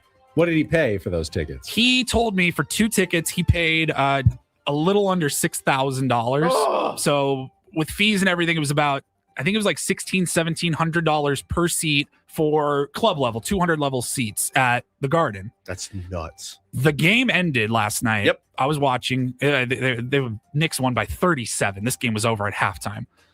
When the game ended, tickets started skyrocketing. I looked this morning on the secondhand market. You can't even buy the courtside seats where like Timmy Chalamet will be with everybody else. But the closest that you could buy, it's like technically the third row of the courtside seats. They're going for over $180,000 a pop right now. But your buddy's fine because he bought them. Correct. He bought them before the game ended. He bought them on Vivid Seats. Game 3 of the finals. Money left his bank account. They took the money. Confirmation email and everything. Got it. Then overnight, I woke up to a text because he found out he got an email from Vivid Seats. They canceled his order, claimed that the bank wouldn't process it, even though the money had already left his account. All the tickets, he got in before the tickets all started surging throughout the entire arena. Yeah, they said nope. And they canceled his tickets and said, we're going to refund your money. That's don't worry. Trash. He called them. He's like, I was on the phone with them for hours trying to figure this out, and they kept giving me this runaround. Oh, it's nothing we did. This was all. He goes, no, I hear you, but I don't believe you. Right, you're lying to me. Somebody saw that they could get 3 times the amount that they sold them for, and they canceled the order. They do this on eBay. I've seen it. It's never happened to me yet, but they've done this on eBay with baseball cards. Oh yeah, right. There's a prospect that you like, and you're in on him. This guy's got this card listed for $8. This is crazy because this card I've seen it for $70. You go in, you buy the $8 card.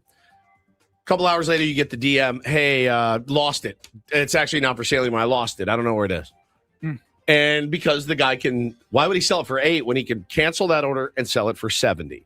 That sucks. Yeah. Dude. So my boy was in the 200 level. Those seats are going, he paid under $6 for 2. Yeah. They're going for $5.5 to 10 each now. Trash move, so he dude. got them for like half off what they are now. That's trash. By the way, we still have over like a week before the NBA finals even happen, or 2 weeks before that game would even happen. And so tickets are just going to be through the roof. New York is going insane. I called my buddy this morning. I wanted to get the update. He ended up getting the full refund from Vivid. Yep. Then he went to a different website, paid for 2 more tickets at that now new face value. He got 2 more tickets. He paid less than $1,000 more than he originally paid, which sounds okay. Oh, but he's in the nosebleeds, like in the last row instead of the 200 level suite level. It drives me crazy, man. I felt so bad for him. But ultimately, he'll be there. I'm sure there are technical difficulties happen, but it seems like the answer is simple. If he locked in a price, they should still have to honor that price. He has a confirmation email from them for the price, the tickets, and everything, and it's total BS what happened. This is crazy. In the chat, it says happened to my buddies and me happened to my buddies for their Airbnb this weekend in Vegas. Airbnb realized it was a holiday weekend and canceled on them. If you lock it in and you hit submit and you take my money, that is a contract, my friend. We are locked in. Yep. You missed out on a couple grand. That's your fault. That's not my fault. That sucks, dude. Yeah, that sucks. But he's going. He is going. He's sitting way higher, and he paid about $1,000 more. I mean, the excitement in New York is insane. Oh man, the Knicks right now. It's going to be a blast. Yeah, it will be. It should be entertaining. And ratings will be pretty good too with the Knicks in there and Madison Square Garden, and obviously there's going to be a star, either SGA or Wemby on the other side. Yep. So pretty good Should finals be a good finals. Yeah. All right, we'll move on. Bryce Harper is next up on the Reindl Report. He's an interesting cat. Also could have been in Don't Do This today for this. Also could have been. I think he needs to go to jail for his most recent hijinks here.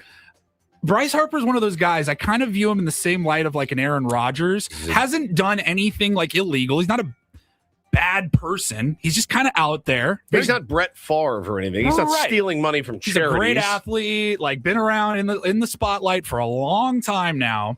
But he's kind of out there. He's just a little bit weird. And Bryce Harper has been showing some of these oddities on his TikTok over the last couple of seasons now. And had he not, we would have never known. What was the first one that kind of alerted all of us? It was like the milk or the lack of milk. Yeah, raw milk. He drinks raw milk every day.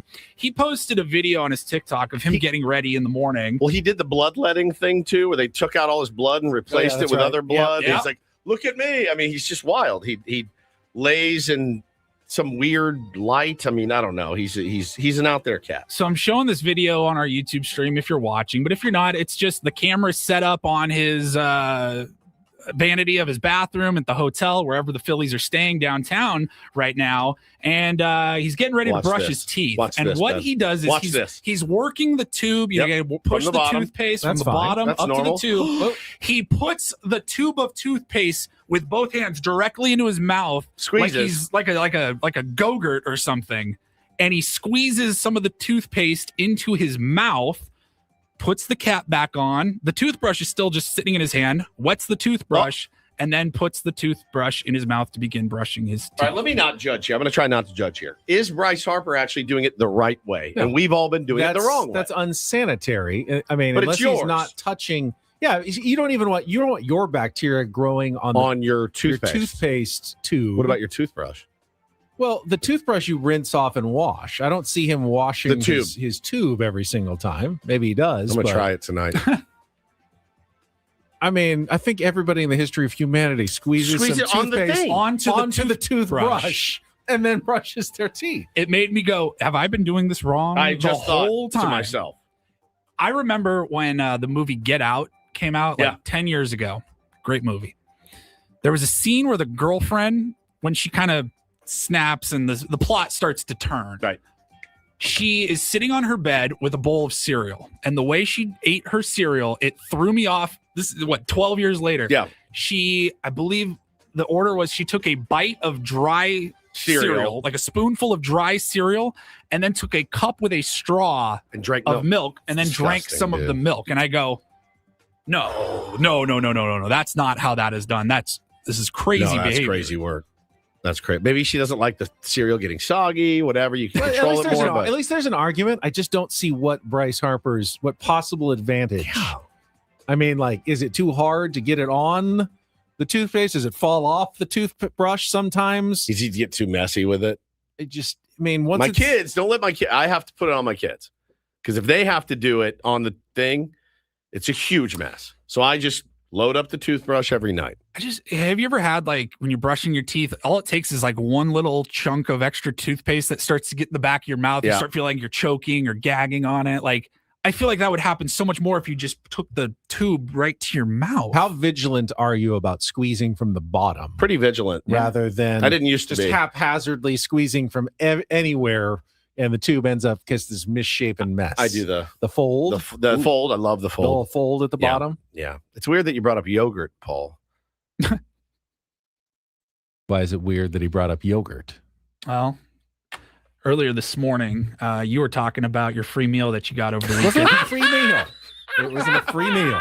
It was your exchange of goods for services. Yes. It was good customer service at Chicago Fire Grill. That's right. And you were shouting it out, and you were talking about how was it the owner, the the owner, chef George? Yeah, and but it's funnier. It's funnier when we think that you did it. Yeah, make that. Yeah, he was talking about some of the food that you had just eaten. Make that all by hand. I make my own yogurt. I was quoting George. Make it all by hand. He makes his own yogurt. You said it at like 8:07 this morning, and I pulled it, and I started playing it just to myself. Make that all by hand. I make my own yogurt. It made me laugh so hard. I probably started laughing off the air, and I wasn't sure if we could even play it or not. Can you play just the I make my own yogurt? Because that's what I would like to hear. Make that all by hand. Oh. Make my own yogurt. I make my own yogurt. Some guy in the chat so mean. He says Afghan wigs suck. Man, I had such a good time seeing him. You're not going to bring me down. Nice bang 'em, psychoactive MC 6509. If anyone wants to partner up for us for a yogurt brand, Brandon Woods Yogurts, happy to do so. That's it. Braden and Frank next for Paulie for Woods. I'm Ben. Have a great rest of your Tuesday from all of us here at 97.3 The Fan. So long, everybody.